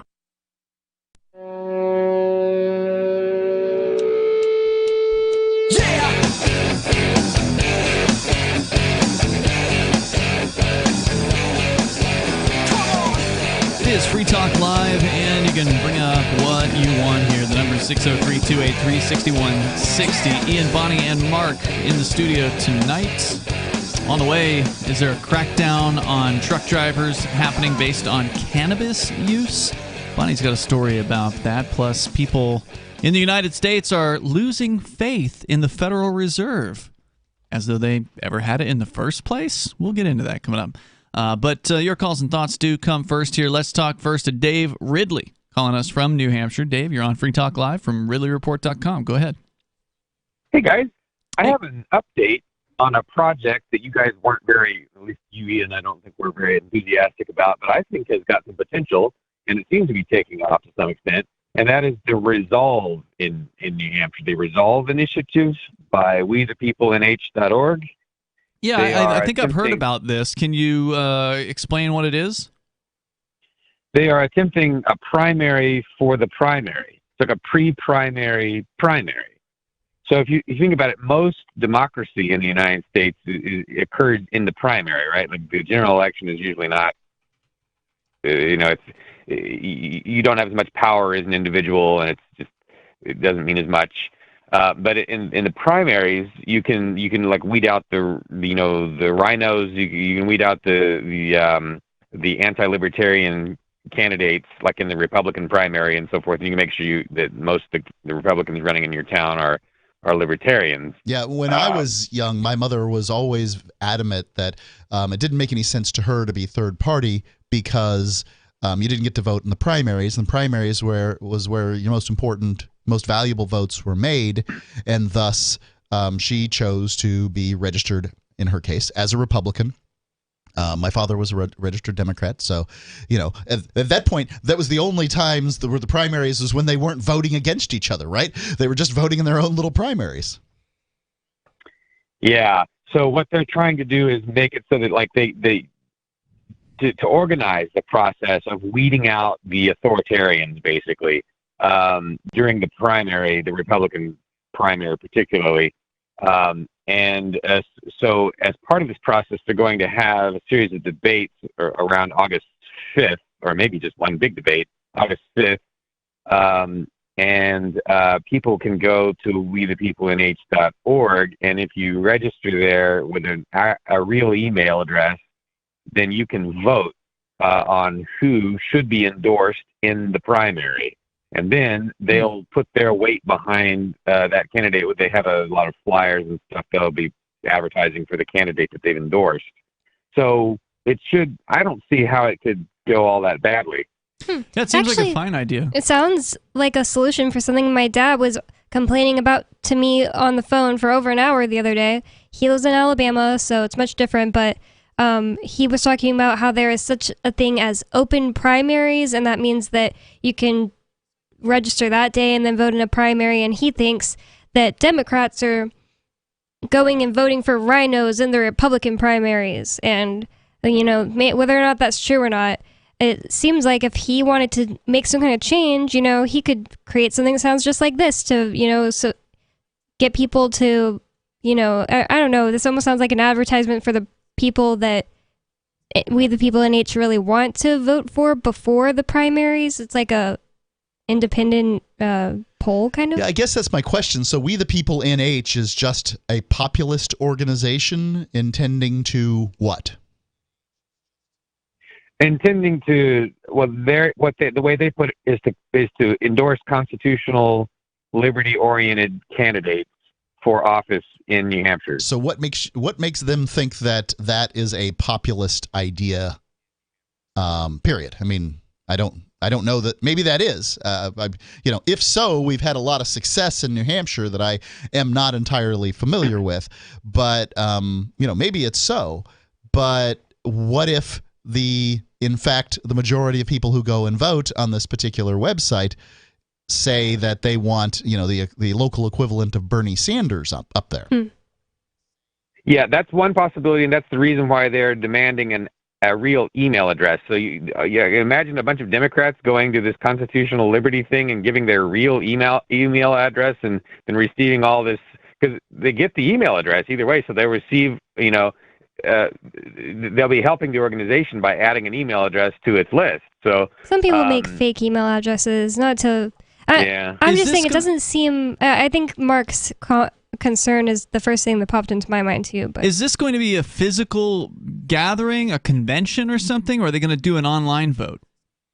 Yeah, they have some big venue they've got. I don't know which it's going to be, but I think they have a venue with about 1,000 people can attend, and so I don't know which venue it is, but so it'll be physical meet space. It's definitely an experimental thing. It is a new organization. We've had Therese Grinnell. She's called the show to talk about it. The first I heard about this, and I think the reason I dismissed it, Dave, was because originally it was pitched as, we want to do write-in votes. And I said, that's a waste of time. There's no reason to run a write-in campaign. You might as well just, go run a mile or something, because you're not going to actually accomplish anything doing a write-in campaign. So I think they've switched their tactics to actually filing as candidates in the primary, because why not? It only costs $2 if you want to run for a state rep in New Hampshire as a Republican or a Democrat. This is what I like to see is a definable goal, clarity on what people can do, a short, easy thing for people to accomplish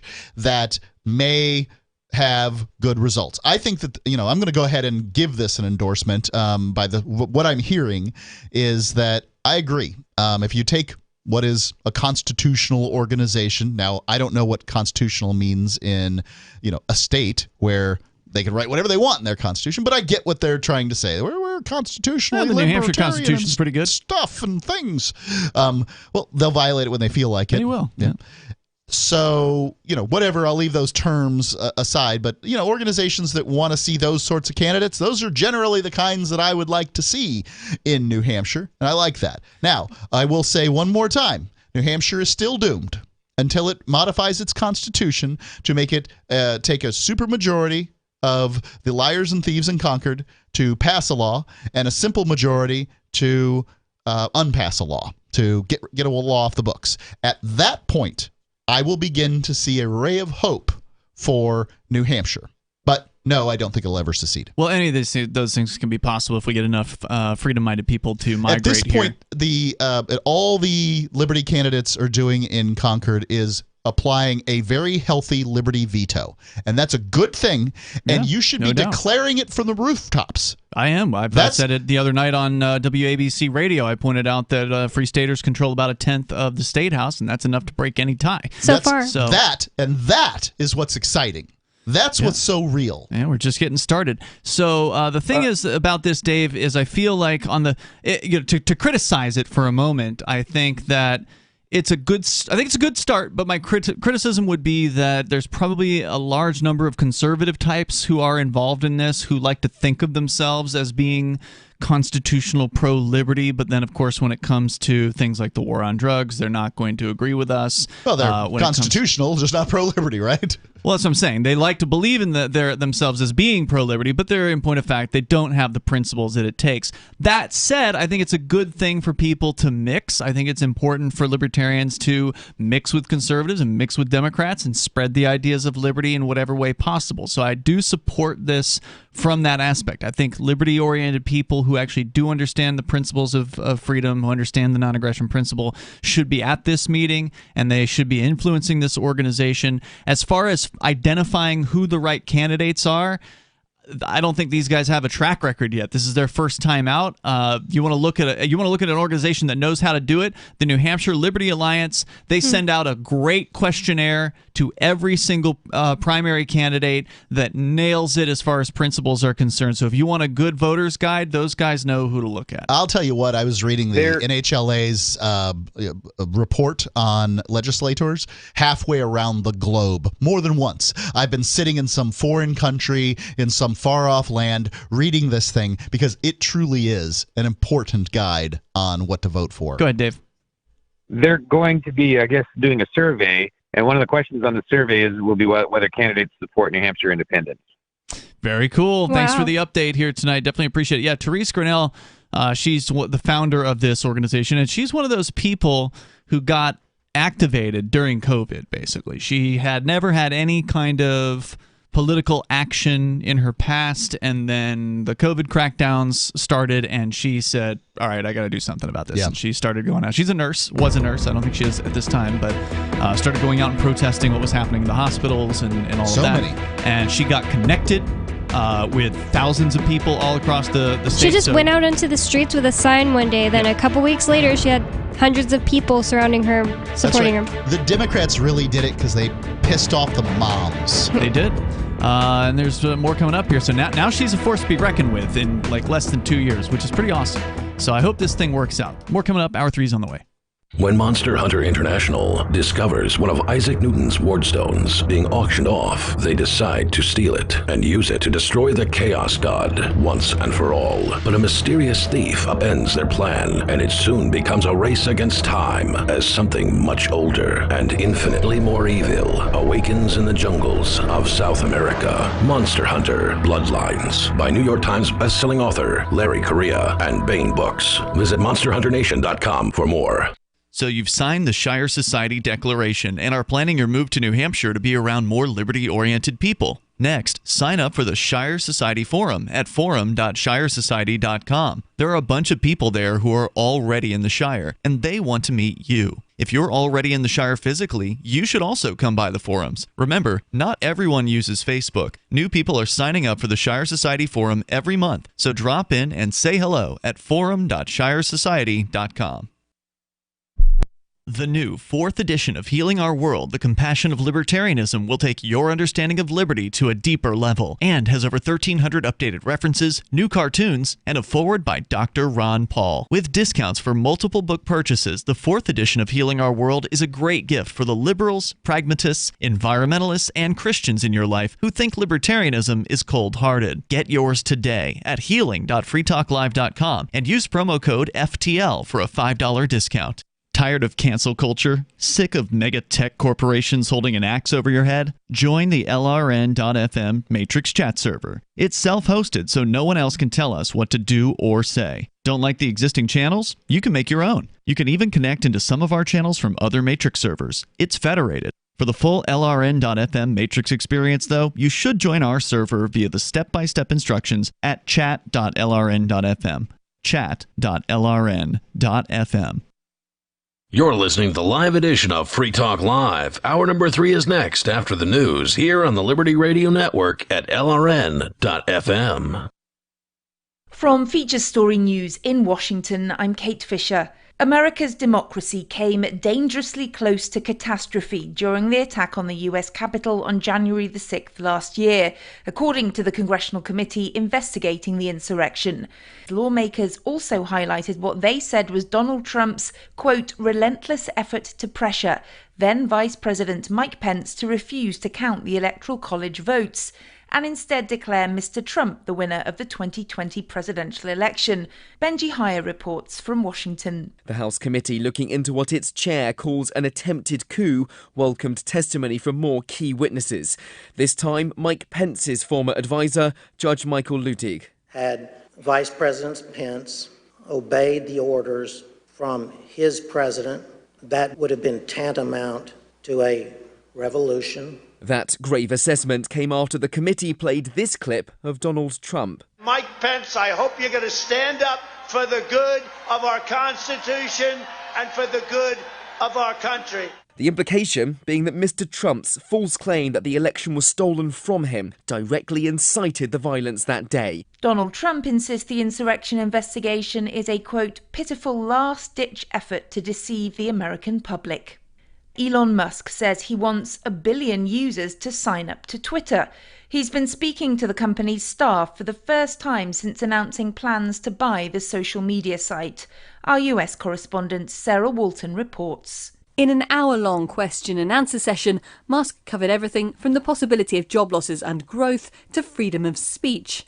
The world's richest man said he hoped to increase usership from the current 229 million to 1 billion. He also told employees that those users should be allowed to say what they want on the platform. When asked about potential layoffs, Musk said the company's costs currently exceeded revenue and job losses would depend on its future financial situation. Musk agreed to buy Twitter for $44 billion earlier this year, but has since suggested he's hesitating over the deal. Lawyers representing Ghislaine Maxwell have asked a judge for her sentence to be well below the 20 years recommended by the court's probation department. The British socialite was found guilty in December on sex trafficking charges and grooming young girls for Jeffrey Epstein. William Denslow reports from New York. In a plea for leniency, Maxwell's lawyers say she was abused as a child by her father, the publishing tycoon Robert Maxwell. Her lawyers say a traumatic childhood made her vulnerable to Epstein, whom she met after the death of her father. Maxwell faces up to 55 years in prison, but the US Probation Department has recommended a 240-month prison sentence. Her attorneys alleged that an inmate threatened to kill Maxwell. From bureaus worldwide, this is FSN. With FSN Spotlight, I'm Simon Marks. Today we travel to India, where Rahul Gandhi, one of the senior members of India's main opposition party, the Indian National Congress, was interrogated by the country's money laundering investigators on Wednesday for the third consecutive day. In what's become known as the National Herald case, investigators want Mr. Gandhi and his mother Sonia, hugely politically important in her own right, to explain allegations of money laundering. The case relates to claims that the Gandhis misused party funds to buy a company that published the National Herald newspaper.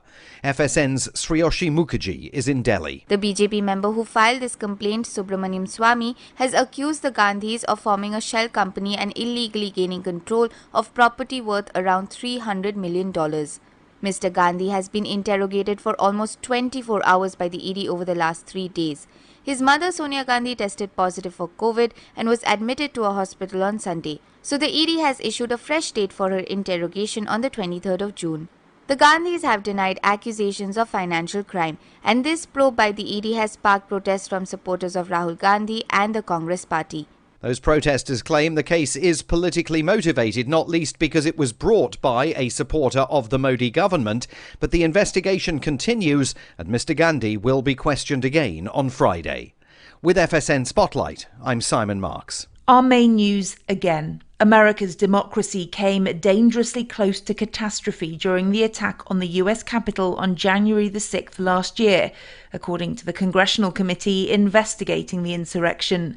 Billionaire Elon Musk says he wants 1 billion users to sign up to Twitter, and lawyers representing Ghislaine Maxwell have asked a judge for her sentence to be well below the 20 years recommended by the court.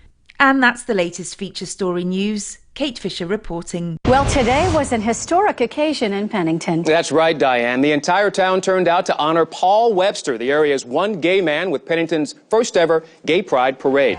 Paul, a 33-year-old hardware store owner, was too shy to ask for a parade, but that didn't stop almost 2,000 residents from showing their support for his homosexuality.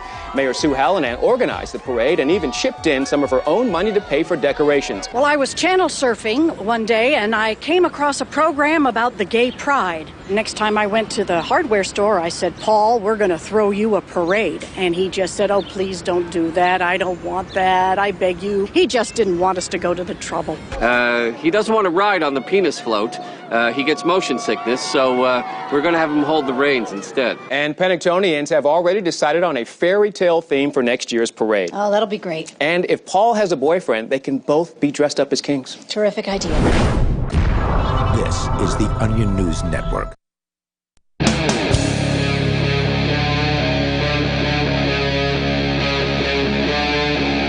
Talk Live. This is Free Talk Live, and you can join us here. The number is 603-283-6160, and bring up whatever's on your mind. That's 603-283-6160. Ian, Bonnie, and Mark in the studio here tonight. Whether you want to comment on about half of Americans saying they think that a civil war is coming, both Republicans and Democrats saying that, or more than half of Republicans and Democrats saying the United States will cease to exist as a democracy in the future. How far into the future? What they have in mind? What is their vision for a civil war? What will the replacement to the democracy be? Those questions weren't asked, it seems like, in this survey, but it nonetheless does show a tremendous level of dissatisfaction. We're also seeing, in a story we haven't gotten to yet, the Washington Post reporting that Americans at a very high level are now no longer trusting the Federal Reserve to be able to save their financial skin, which of course they should never have trusted the Federal Reserve to begin with, plus truck drivers being targeted. We can talk about all those things and more, but first we're going to your phone calls and thoughts. Dan is in Nebraska. You're on Free Talk Live. Dan. Hey, you guys. Hey, you're on the air. You know, I listened to this story, and I mean, on one hand, this is to me probably one of the most depressing topics, you know, because I'm sure if you could guess from my last calls, I'm somebody who has a lot of faith in Western style liberal democracy, and one of the things that's important to it is that a lot of the people in the system also believe in it. But I actually wonder, I think I hear a lot of people talking about, oh, there's going to be a civil war, that they don't think this could last. But I wonder how many people, if you actually like sat them down, like looked them like square in the eye, like, do you really think America is not going to be a country or a democracy anymore by the end of your life? Like, how many of them would really seriously say that? Because I think a lot of people say that kind of in either without thinking or very impassionedly. Do you think America is a democracy right now? Well, I mean, it's a constitutional republic, right? Well, I'm sorry. You know what? That sounded remarkably like that old, trap, right? Yeah, it's a constitutional republic. Right. That's not what I meant. What I meant is, in fact, do you think now that your voice is of any, that, you know, the clarion voices of the people is of any particular value on any particular issue? Do you think that the government gives a damn what you think? Because here's what I think. I think Princeton did a study, and it's probably been about 10 years ago.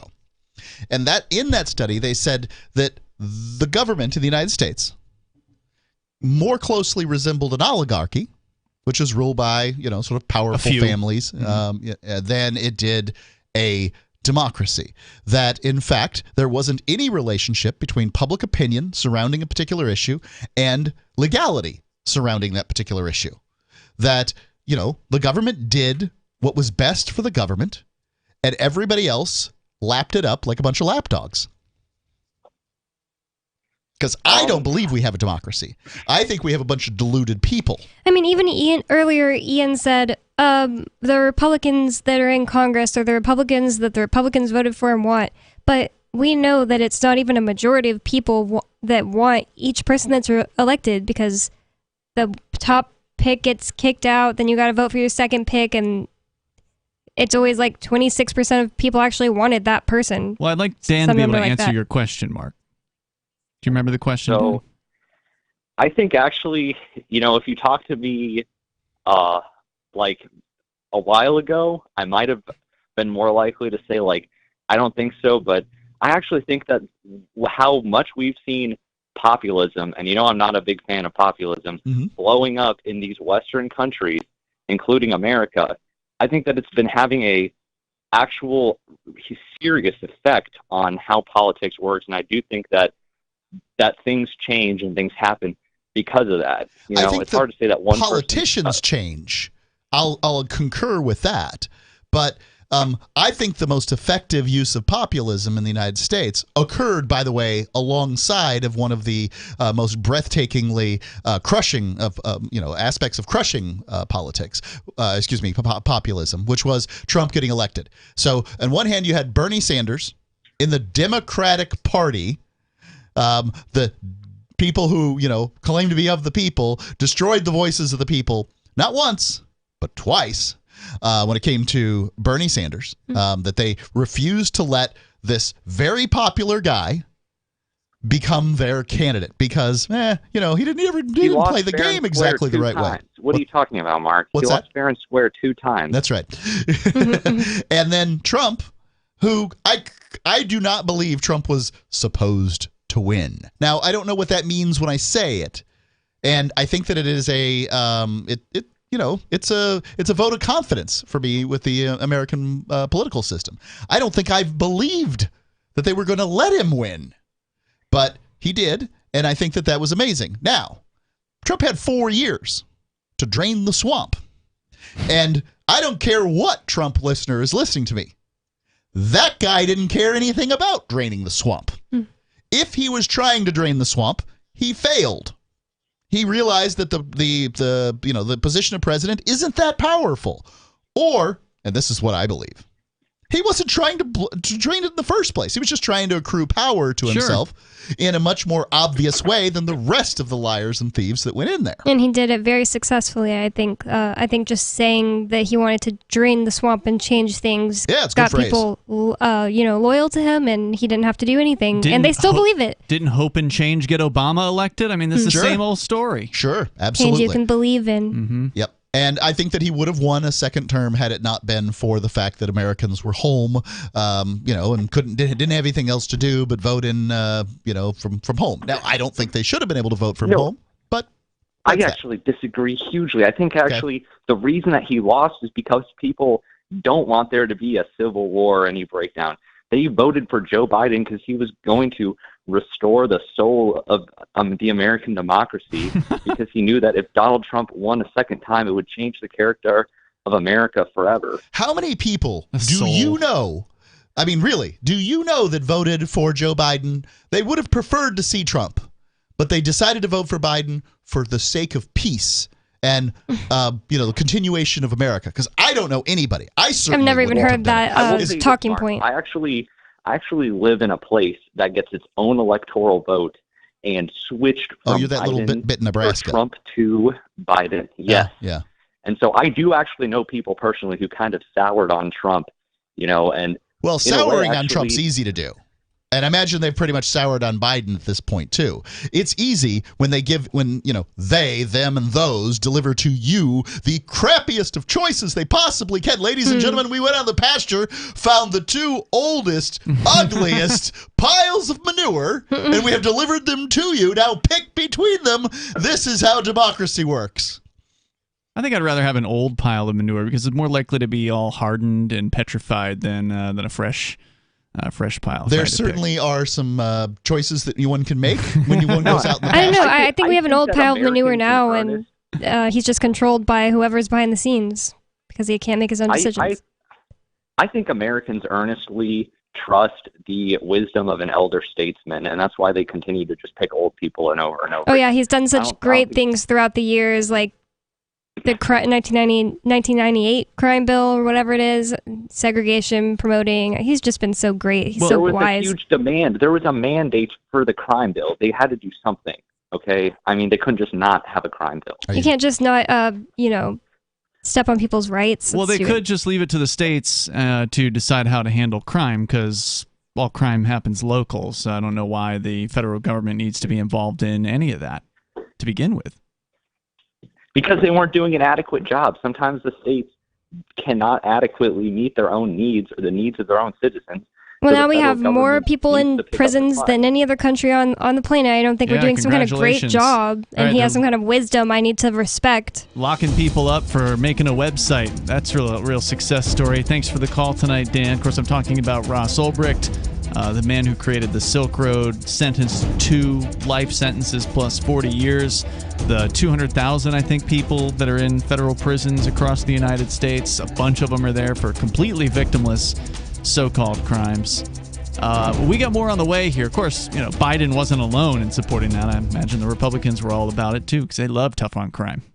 Are you tired of governments murdering people around the world? Stop using their money. There is an alternative. Bitcoin is a stateless free market non-political currency. Bitcoin cannot be inflated or controlled by any government. By using their money, you are helping the state. Stop doing it. You have an incredible alternative available now. Learn it, use it, spread it. Get started with Bitcoin at bitcoin.com. That's bitcoin.com. If you want to know the latest about Free Talk Live before we go on the air, all you need to decide is how you want it delivered. It's your choice. Visit news.freetalklive.com to receive our usually weekly news updates by email. Plus, we have a Twitter account at twitter.freetalklive.com, and you can follow us on the decentralized Mastodon platform at toot.freetalklive.com. So please follow us at toot.freetalklive.com and sign up for our emails at news.freetalklive.com. Do you feel like your nation, state, or community no longer holds your values? Have you dreamt of a place where people agree that liberty is important and are free to pursue their projects so long as they respect the property of others? There are many people just like you that are discovering freeprivatecities.com. Their social media links are at the upper right of the page at freeprivatecities.com. All skill levels will be needed when the first of the Free Private Cities opens. It's sooner than you think. Stop arguing and build.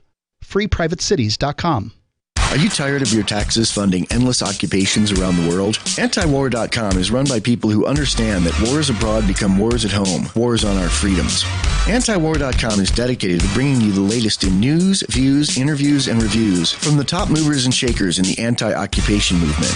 Antiwar.com has it all, from thorough foreign policy analysis to interviews with whistleblowers who used to run the military-industrial complex. Anti-war, pro-free market. That's antiwar.com.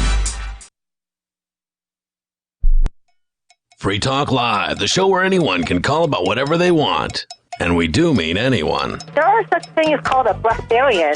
And you know what? George Norrie doesn't eat, sleep, or drink either. Did you know that? Yes. You know what? He never gets tired. George Norrie, the host of Coast to Coast AM, you believe... Let me just make sure I heard you correctly.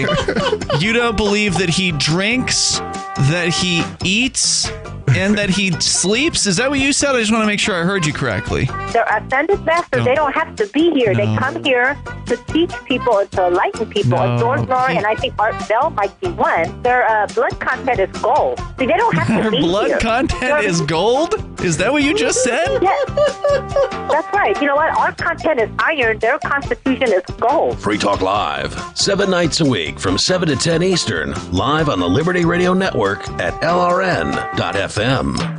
There are lots of ways to listen to Free Talk Live. Our podcast has been around since podcasts began, and now the FTL feed is loaded with content besides our full show archives. Did you know that we make it easy for you to customize your podcast subscriptions? We have different feeds, one that includes only our full shows, one with just the Daily Digest, and our main feed that includes everything. You decide what you listen to. It's quick and easy to customize your feeds at feeds.freetalklive.com. That's feeds.freetalklive.com. I'm a little obsessed with My Magic Mud. Several years ago, I met Jessica Armand, the founder and CEO of My Magic Mud, and I didn't even know my teeth were coffee stained. A week's worth of use convinced me, and now I use it every 3 or 4 days. It's clinically proven to whiten teeth, and I think it cleans better, too. My Magic Mud's available at most local health food stores, Sprouts, Natural Grocers, CVS, Walmart's Natural Beauty Aisle, but I can get it for you for 20% off with coupon code FTL20 at mymagicmud.com. FTL20 mymagicmud.com. You can stick it to the man and big tech. Join our FTL social mastodon at social.freetalklive.com. It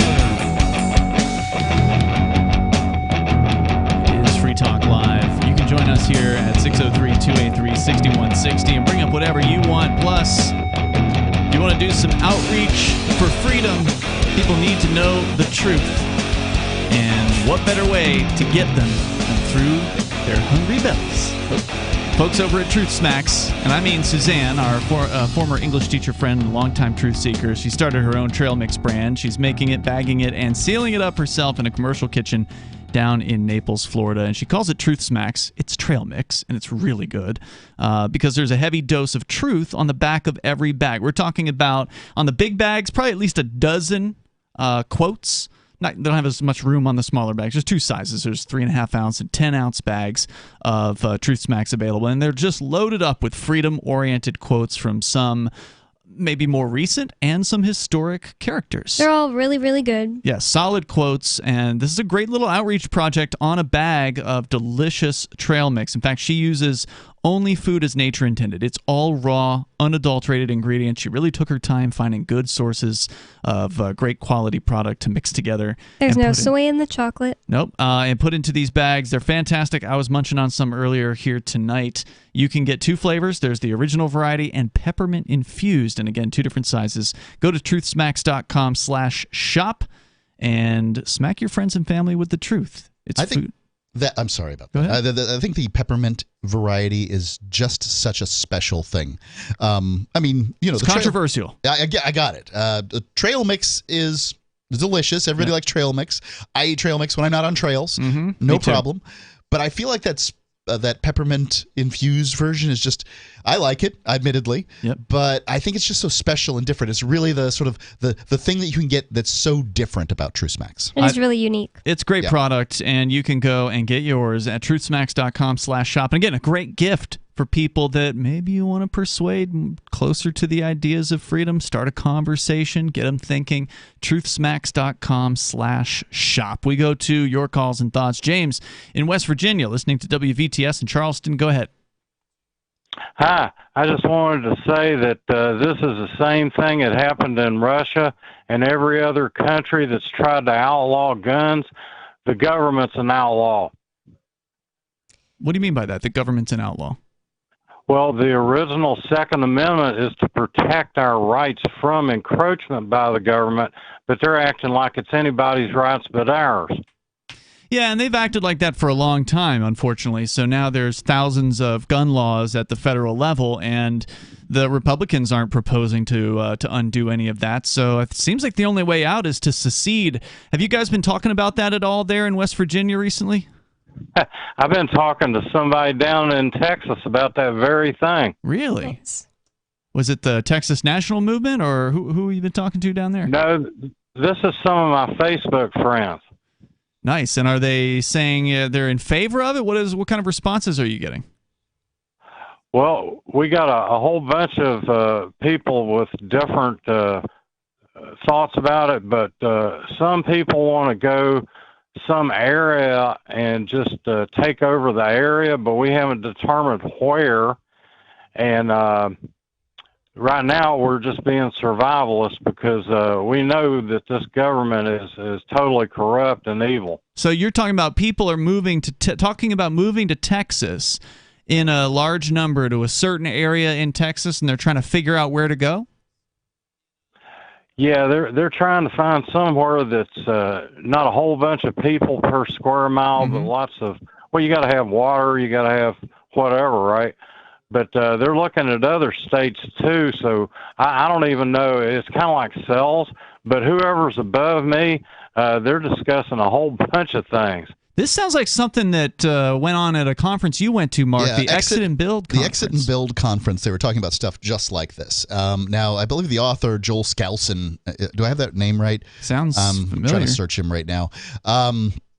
He wrote some book called Strategic Location. I bought it there, got him to sign it. He has a updated version, and in it he now I don't agree with what Joel necessarily says, but I like that he's taken the time to take a look. Now, what I'm not entirely sure. I believe some of the foundational premises around all of this stuff, but I guess what my concern would be is, how are you going to stay in America and be free?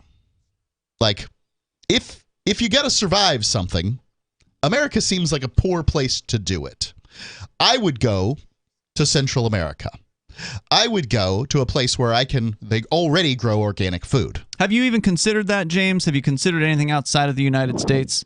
Outside of Texas? Well, I don't know how safe it is in Central America. I know it's not safe in Mexico.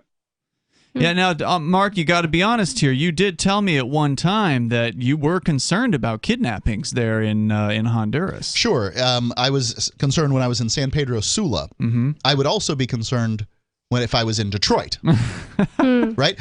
So yeah. This is the thing, is that America's a big place, and so is Central America. Mm-hmm. Is that some places are safe and some places aren't. If you could remove the top 1,000 zip codes out of the United States, or there's some number that they processed, it would quickly fall as far as dangerous places down the list. It wouldn't even be considered dangerous. There really are a lot of gun-grabbing liberals in Texas, too. I think they're about to elect Matthew McConaughey, who's a gun-grabbing liberal. Wait, elect then will him it to change your mind?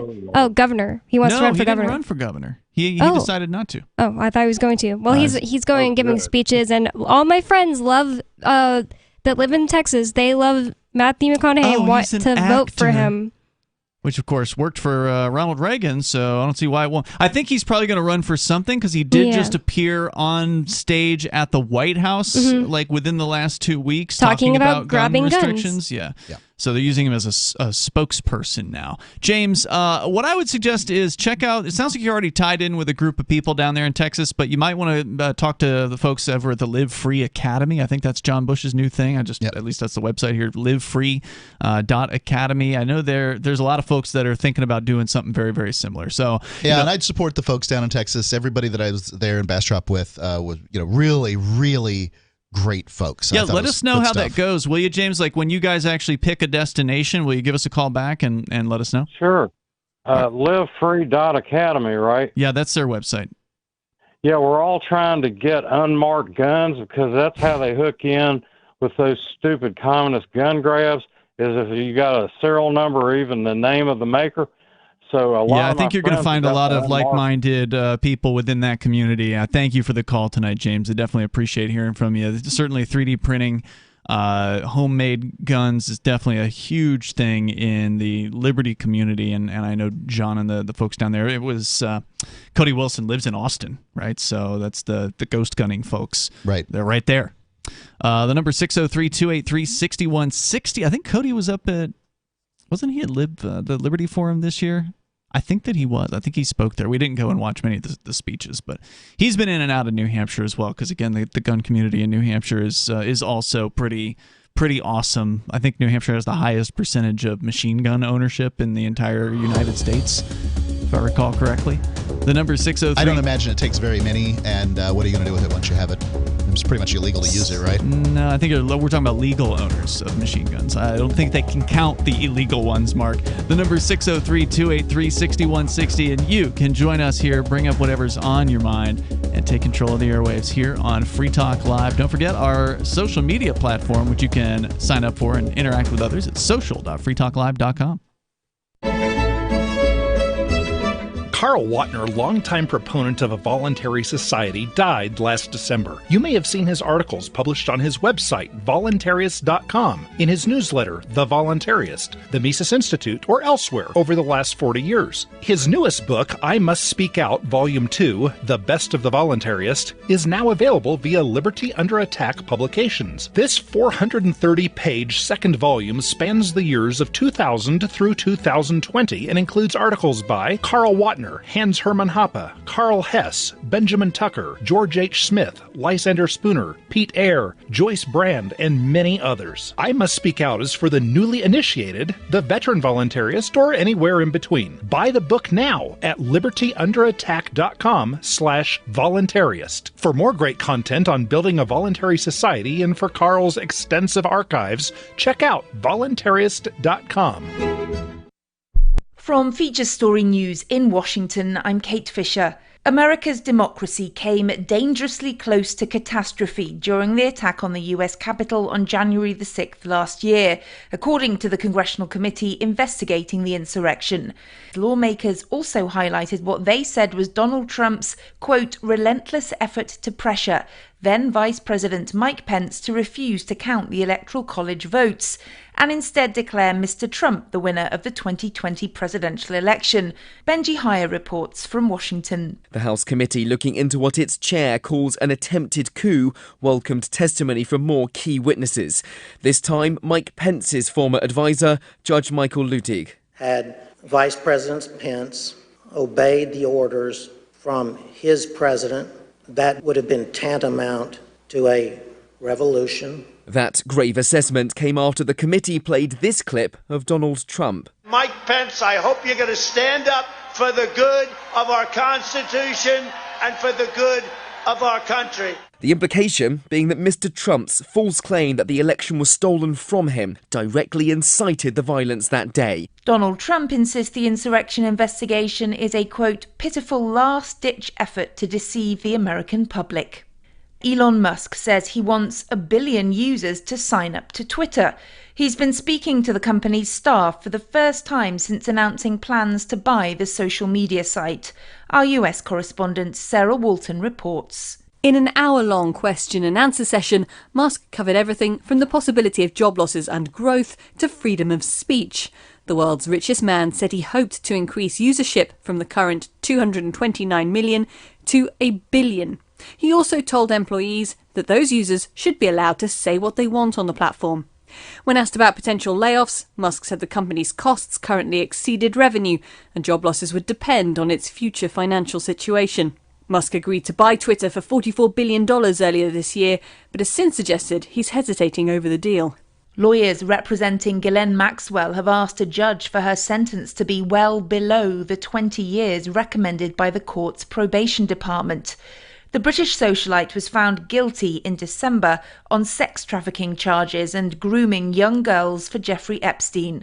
William Denslow reports from New York. In a plea for leniency, Maxwell's lawyers say she was abused as a child by her father, the publishing tycoon Robert Maxwell. Her lawyers say a traumatic childhood made her vulnerable to Epstein, whom she met after the death of her father. Maxwell faces up to 55 years in prison, but the US probation department has recommended a 240-month prison sentence. Her attorneys allege that an inmate threatened to kill Maxwell. From bureaus worldwide, this is FSN. Don't miss a moment of Free Talk Live. Get our archives daily via our podcast at feeds.freetalklive.com.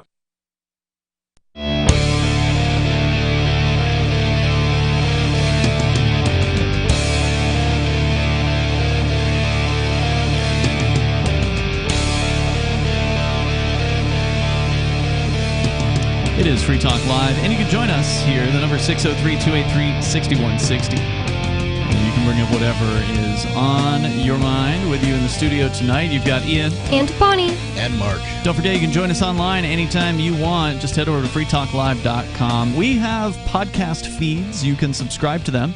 Just go to feeds.freetalklive.com. We get the main feed, which has everything that we release, so the full shows, the digest shows, sometimes some one-off interviews, like I was just on WABC a couple of nights ago, which is probably the biggest radio station in all of the United States. It's the big station in New York City, and I was honored to appear on their overnight show. So I've got that full interview. That appeared in our podcast. If you didn't... Completely live and local now, from what I understand. Yeah, WABC. they are around the clock. And so that was show great. You how to run a radio station here shortly. It was a great interview. There's no doubt about it. If you missed it, you're not subscribed to the podcast, just go to freetalklive.com. I did put it up there on the front page as well, so you can grab that there. Yep. But if you've got the podcast, it automatically came to you. So if you want to subscribe to our podcast, go to feeds.freetalklive.com. There's a few different options there that you can hook up with. So we go to your phone calls and thoughts. Justo is on the line in Texas. You're on Free Talk Live. Go ahead, Justo.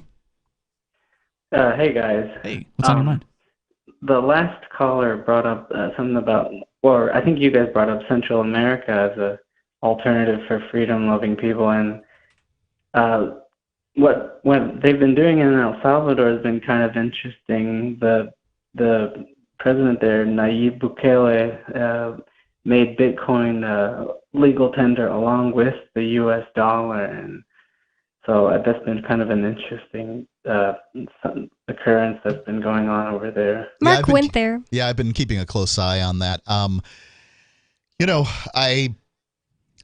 not gonna say anything bad about specifically El Salvador, nor am I prepared to say, hey, just move willy-nilly to anywhere in Central America. What I'm trying to do and working on, and hopefully will have very soon for people, is a community. Maybe more than one geographic place, but a community that people can move to enjoy all different kinds of weather, to, hang out with people who have very similar, values, where they don't have to get shot and, get shots and show papers and a whole variety of things, where they can live their lives and raise their kids and live lives that I think what America was supposed to be maybe 100 years ago. Well, I will With say cell phones. that El Salvador is not a good place because the president there is known as a tyrant. By the opposing party. No, all you have to do is look at what he says and what he does. He said that he's Crackdown on gonna the drug gangs. He said he's gonna starve everybody in the prisons. He's calling all kinds of people gangsters, whether they are or not. He's throwing them into... No due process. Yeah, there's no due process for these people. They're just getting thrown into prison cells. I've had a story that's been sitting in my show prep here for weeks. So, I do agree that El Salvador is an interesting experiment, and we've certainly been following it as closely as we can. We had Mark Falzon on the show, who's one of the Bitcoiners out there. He loves to cover like what's going on in Bitcoin Cash, for instance. He's gone to the islands. He's gone to El Salvador. He spent many days there, and we spoke with him and in detail about his experience there in El Salvador. And of course, on the positive side, they have made Bitcoin legal tender. On the negative side, the way the law is written, they can force you as a business owner to accept Bitcoin. That's what legal tender problem. is. Now, I'm not saying I support it necessarily, but it may be necessary in order to see that kind of adoption. No, it's not necessary, because then you're forcing people who do not appreciate it to accept it, and you're going to create a bunch of people who are pissed, and that's why there's a huge anti-Bitcoin movement. If there's an opportunity for them forced. to turn it in and turn it into U.S. dollars so that they can quickly and easily. Are you really defending this? There are. What about I do the not elderly support people? laws that force people to do it, but Okay, I think that it is interesting. Look, go ahead. You're going to have to see this kind of thing for adoption. If you want Bitcoin, all right, if it's worth adopting, people will adopt it on their own. Anyway, Husto, if it's worth stopping, governments will stop it. They can't stop it. Well, go ahead, yes, Husto. What were you calling about? Well, yeah, but I've heard those criticisms about Bukele, but the opposition party there has long been affiliated with leftist guerrillas, and the MS-13. There's a legacy of that. They transitioned from being a Marxist guerrilla back in the 80s to just doing petty crime and extortion and racketeering. So it's violence from the state is bad, but so is violence from criminality. Well, two wrongs don't make a right. Bukele's there's a damning report exposing Bukele as having ties himself to the street gangs that have long terrorized Central America. I don't think people should just presume this guy's a cool bro because he wears his hat backwards and he's down with the Bitcoin lingo. He's a thug. But we shouldn't also just blindly accept what Marxist NGOs tell us about his human rights record. I would agree with that 100%. Look, if the one side is a fascist tyrant, believe me, in Central America, the other side is a bunch of kooky commies I'm sure that do that's not true. mind shooting you in the back of the head after you voted for their candidate. I'm sure that's true, but just so long as we understand each other. Look, there's a lot to say about this guy, and we probably don't have time for it right now, but nonetheless, was that what you were calling about, was what's happening in El Salvador? Well, I was going to call about something else, but I don't know if there's still time for me to talk about it. Yeah, go ahead. Well, I just wanted to see what you guys thought about the Mises Caucus taking over the Libertarian Party. They're going to shoot anybody in the back of the head? What? The Mises Caucus is apparently the libertarian wing of the Libertarian Party, and there's been a sudden resurgence within, the Libertarian Party. And I got to say, I'm kind of happy about what I'm hearing coming out of the Mises Caucus. mind you, I knew some very good people that weren't in the Mises Caucus, and I'm not prepared to, hang them up by the yardarm or anything like that. But, I like what I see. I like to see libertarians talking about libertarian stuff rather than trying to look like, Democrats that understand economics. Yeah. It's not that exciting to me because I just don't think the Libertarian National Party is that exciting. What I like about them, I'm not saying they're exciting, mind you. Libertarians and exciting don't tend to go together. Smart, yes. Exciting, not so much. But what I like the most about, especially the National Party, is that they will provide me with somebody for whom I can vote with a clear conscience on the occasions that I choose to vote. That it won't bother me to vote for the Libertarian candidate because they're going to be anti-war every issue every time. And when it comes to voting for president, that's what I do. I don't vote for the economy because the economy may serve me and it may serve my family in the future. But what matters right now is how many bombs your killer decides to drop on somebody else's family. And that's why I vote. I'm a one-issue voter when it comes to the president because there's lots of people who vote on stupid issues when it comes to the president. They should be voting for their members of Congress over. But the one issue that matters is when you're voting for the killer-in-chief, vote for somebody who refuses to kill anybody who has an initiated force at the very least. Yeah, to answer your question, Justo, from my perspective, as a former member of the Libertarian Party, having resigned in 2008, I actually rejoined the party a few weeks ago when the Libertarian Party, after the Mises Caucus took over, they changed their messaging back to being a principled messaging viewpoint, and that was the main reason why I left the party. So they actually endorsed the Free State Project for the first time ever, which I was really happy to see. And I've been watching their releases on their social media, and I've been liking what I see. So as far as their messaging is concerned, it seems to be back on target. That may lead to an actually principled libertarian candidate for the first time in nearly 2 decades, more than 2 decades, in 2024. So I'll hope for that, but I don't have a lot of hope, given that I don't think that any national level politics is really worthwhile. I think that ultimately any kind of acts that the Free State Project does is just for messaging, and that's all it really ever should be. Is just they can't win elections in the United States. It's impossible because the people of the United States don't seem to care about freedom. As far as bringing people into the ideas of liberty, I would rather the Mises Party do it because there's really no point in basically left libertarians being brought into liberty because they don't believe in liberty. Well, and I don't want to bring right-leaning people in either. I want people that understand freedom. I want people that understand the non-aggression principle, and they seem to be pretty good about getting the word out. So thank you, Justo, for your call tonight. We got more coming up. It is Free Talk Live. Hey, you are going to love the movie Victimless Crime Spree. It's hilarious, heartwarming, and carries a ton of inspiring freedom messages. Feeling down about the lack of liberty in your life? You need to put on this film with some friends and have a good laugh. It's a true story about me and my friends in New Hampshire living free, singing, dancing, and getting arrested. Of course, it's all on video, and the bad guys, the cops, judges, bailiffs, and sheriffs, they all play their part like it's out of a movie or something. You would think we scripted the whole thing, but it's real life. Go ahead and have a watch, and if it's been a while, have another look. I guarantee you'll notice things now that you didn't notice before. And the best part is that you're going to walk away feeling a renewed sense of your own power. You are the master of your destiny, and you will be free in your lifetime. Victimless Crime Spree. There are basically 2 types of advertising: direct response and branding. Radio's great for direct response with its low cost to listener ratio, but audio can't be beat for branding, which is a longer-term endeavor. You want to be the first thing that someone thinks of when they think about your product or service. If you have a local business that you want kept top of mind in your community, call the station. If you need national reach, Free Talk Live's got around 200 radio stations, millions of monthly listening sessions, can suit all budgets, and if we don't think we're right for you, we'll tell you. Email me, mark@freetalklive.com. What if you want to hear the latest episode of Free Talk Live, but all you have is your phone, you forgot to download our archive, and you have no data connection? You can call our Listen line at 641-793-0191. That's a long-distance number, so you may incur charges. If not, listen as long as you want. 641-793-0191. The Free Talk Live listen line, 641-793-0191.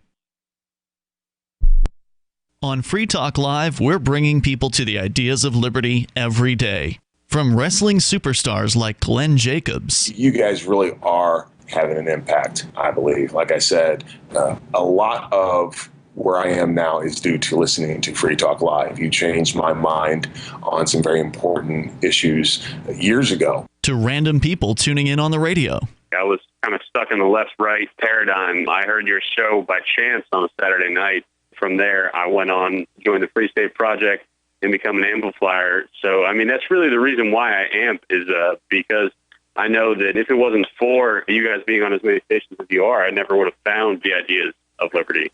You can help more people hear the message of liberty by joining Free Talk Live's AMPS program on Patreon for as little as $5 a month. And you'll get access to special perks. Visit amps.freetalklive.com, amps.freetalklive.com. Tired of cancel culture? Sick of mega tech corporations holding an axe over your head? Join the LRN.FM Matrix chat server. It's self-hosted, so no one else can tell us what to do or say. Don't like the existing channels? You can make your own. You can even connect into some of our channels from other Matrix servers. It's federated. For the full LRN.FM Matrix experience, though, you should join our server via the step-by-step instructions at chat.lrn.fm. Chat.lrn.fm. Looking for a great real estate investment? Consider New Hampshire, which is ground zero for the Liberty Movement. Your first call should be to Mark Worden from Porcupine Real Estate. He's more than just a real estate agent. He's your New Hampshire concierge. Where are the best places to live? Do you want farm, city, the burbs, or forest? Do you want a duplex or multifamily building so that renters pay your mortgage? There are homes in all price ranges in New Hampshire, and Mark can help with financing too. Invest in liberty and property. Mark Worden can help. PorcupineRealEstate.com. We're still not sure why you'd want to watch, but our video feed is streaming nightly for free at cam.freetalklive.com.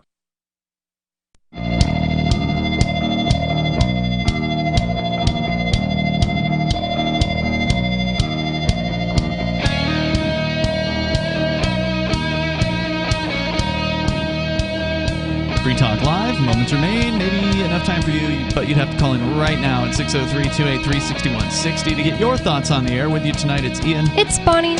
And Mark.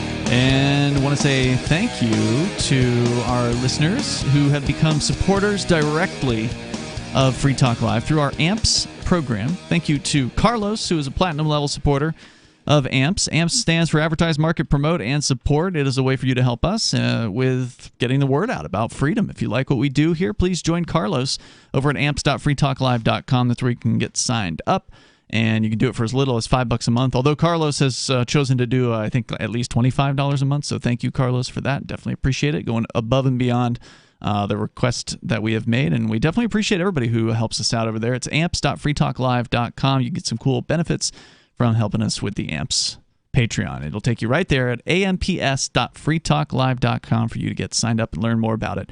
amps.freetalklive.com. Let's go back to more of your calls and thoughts. We go to Olivia. She's listening in Arizona. Go ahead, Olivia. Hey, yeah, the WABC interview was really good. I learned things I didn't know about the history of Free Talk Live, and I've been listening for over 10 years. Wow, thanks. Yeah, and thanks for such a nice call. Yeah, she actually called in. Olivia called in, I don't know, you got on probably like an hour after the interview was over, but Bonnie and I were up. We stayed up kind of listening in just to see if there would be any other discussion, and there was, thanks to your call, so thank you. Oh, so Ian, you mean a lot to me, and I don't want to call you out, but Mark, you're kind of disapproving of Mark moving away to find freedom elsewhere. No, I'm not disapproving of it. I think it's great. It's what he wants to do.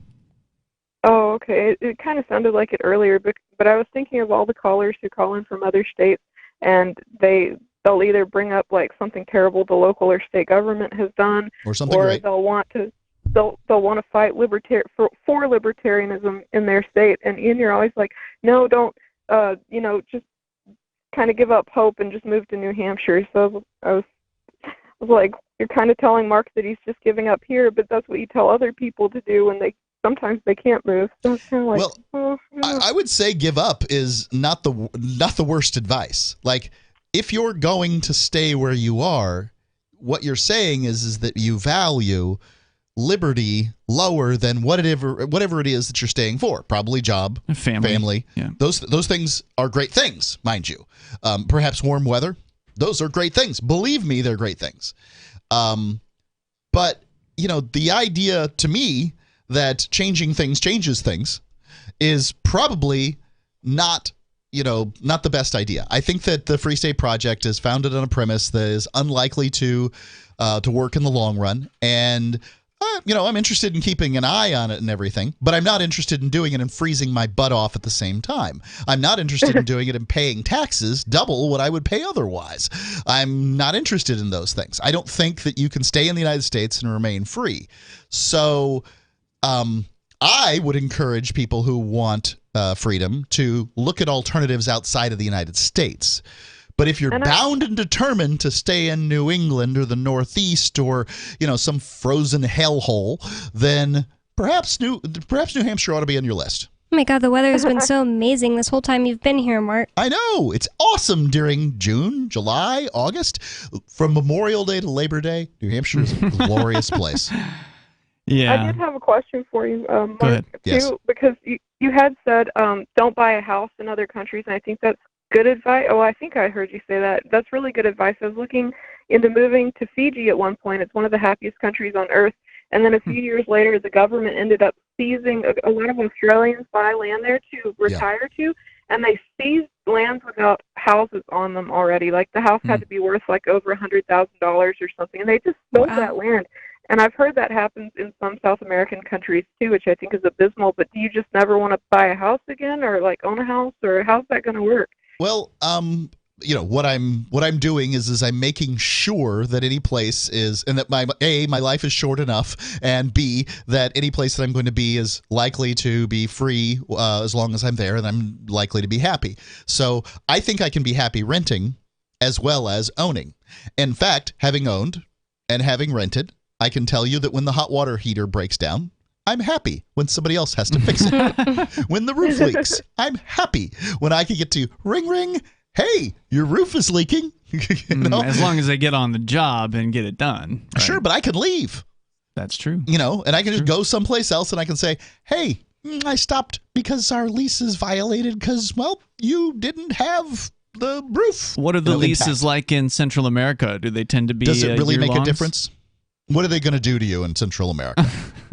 I mean, ultimately, if you say, yeah, sorry, I left, they weren't fixing the roof. Yeah. They'll say, oh, well, doesn't look like the gringo wanted to do business with you. See ya. Olivia, anything else? I think that's good for tonight. I'm just curious on your take on it too, Ian. On and which? Bonnie. On what? Both topics or whatever you want to talk about. Bonnie? I don't know, Ian, you Mark did. and I on this Well, you did definitely say that he's just giving up on New Hampshire when you tell other people to give up on places, but I think that is. Well, it's his prerogative to give up on New Hampshire. Most people haven't even tried New Hampshire. But it doesn't mean you should always never give up on a place, because some places are just completely utterly lost. Like you should give up on California. You should give up on California if you care about liberty. Well, and some places aren't right for you. That's where I think the Free State Project shines, when it compares itself to New York and Massachusetts. Well, people call in from New York and Massachusetts and California saying that they're libertarians and they want to change things where they live. And I that's wouldn't compete with California. If crazy. you get a libertarian calling in from California, you're not going to do anything to that person. Why not? As far as Zephyr moved here from California. Yeah, I'm not saying that no one will Some move of our from best California. activists moved here. I would say if you had to pick an activist for New Hampshire for like best of 2021, Zephyr is probably the go-to guy, and he's like a 23-year-old powerhouse who moved from I California. didn't say that a person from California wouldn't move to New Hampshire. What I said is if a libertarian is calling from California, talking about how much success they're having or something to that effect, those ones you can't you're not help. going to convince them Oh, of I agree- anything. I agree with you. However, ladies and gentlemen, if you're living in New York, Vermont, Massachusetts, or Maine, and you value liberty, you ought to consider the move to New Hampshire. Yeah, What see, that would cost you, I don't and know what why value you. it would I don't be know to you. why you cut out everybody else. It's like if you live I'm anywhere. not trying to cut them out. I'm trying to show you want to win. Focus on where you can win. Right. You can't run down the football field and hope You the can't win in football California. gets lodged in the back of your helmet. You got to turn around and you got to look at where it's at, and you got to catch it. Focus Number on your one, target. you got to have a you team. might hit it. You got to have a team large enough to play the damn game. And in California, Here, the team wants to kill each other with like forks everybody and else, knives. Everywhere else in the United States, and thank you, Olivia, for the call tonight. There's no libertarian team. There's a few autistic people. Right here, we got a whole bunch of autistic people meeting at Bennigan's or wherever it is they meet, in wherever it is you happen to live, complaining about what's going on in the world and never actually succeeding at doing anything about it. My first That's just meetup the in facts. Utah is what ended up spiraling me into having a 2-year break from caring about politics, because I was like, oh yeah, we're completely and utterly doomed. The Libertarian Party, you mean? Well, the Utah libertarians that met up. I was like, I need to meet up with more people who think like this. Drove out there to Salt Lake City, and then I went home depressed. Yeah. Well, I've been to a few Libertarian Party meetups, and they're depressing. They seem to Out of talk New Hampshire. a little more about bylaws than I would like to talk about. Whereas if you come to New Hampshire just to visit and you check out the calendar at the Free State Project's website, they literally have more libertarian things to do in 1 week than most of these places in the country have in an entire year. And all kinds of interests too. Like if yeah. you're interested in a specific thing, you can probably create it in New Hampshire if it doesn't already exist and get people showing up to your events. Yeah, they have a hiking club and things like that. But there's They have a lot knitting of club too. What's that? There's a knitting club now. I mean, there's a all kinds Japanese of things. language club. There's a lot of drinking and dining clubs. Yep, that's true. Libertarians Everybody do like likes to drink. to drink and eat. Let's talk to Major Payne in Michigan. Go ahead. Hey, a couple of weeks ago, I think nobody was riding shotgun with you. You guys were talking about how the British Isles are disarming their citizens again. Well, Justin Trudeau is doing a victory lap as we speak about just getting all the handgun transfers and sales and imports and everything else abolished. That's right. Well, if you want to trace history, the Tories are the ones that we ran up into Canada after the Revolution, and they are the loyalist English. And it seems to me that stupidity must be hereditary. Because they're doing it again. I always think that about Europe. Like, the people that live in Europe now are the ones that didn't say, let's move to the New World, and now they're all conquered by their governments. Yeah, they're the children of those people. Children of children. And sometimes children do what their parents do, and sometimes they don't. But I do think that, that there's a certain lack of the pioneer gene in Europe. Out of time for tonight. You can join us tomorrow online. In the meantime, you'll find us over at freetalklive.com, and Mark might be taking over the Friday show. I guess we'll find out tomorrow night. After a devastating war, the alien visitors were driven back, and their willing human collaborators were left behind to face the music. When Emma Jean Anderson's ex-lover brings her from prison, Nathan Foster and his 14-year-old nephew Ben are tasked with bringing the pair to justice. An easy enough job until they discover something is inside Emma Jean, and the fate of the planet hangs in the balance. The Family Business by Mike Coopery from BaneBooks.com. So you've signed the Shire Society Declaration and are planning your move to New Hampshire to be around more liberty-oriented people. Next, sign up for the Shire Society Forum at forum.shiresociety.com. There are a bunch of people there who are already in the Shire, and they want to meet you. If you're already in the Shire physically, you should also come by the forums.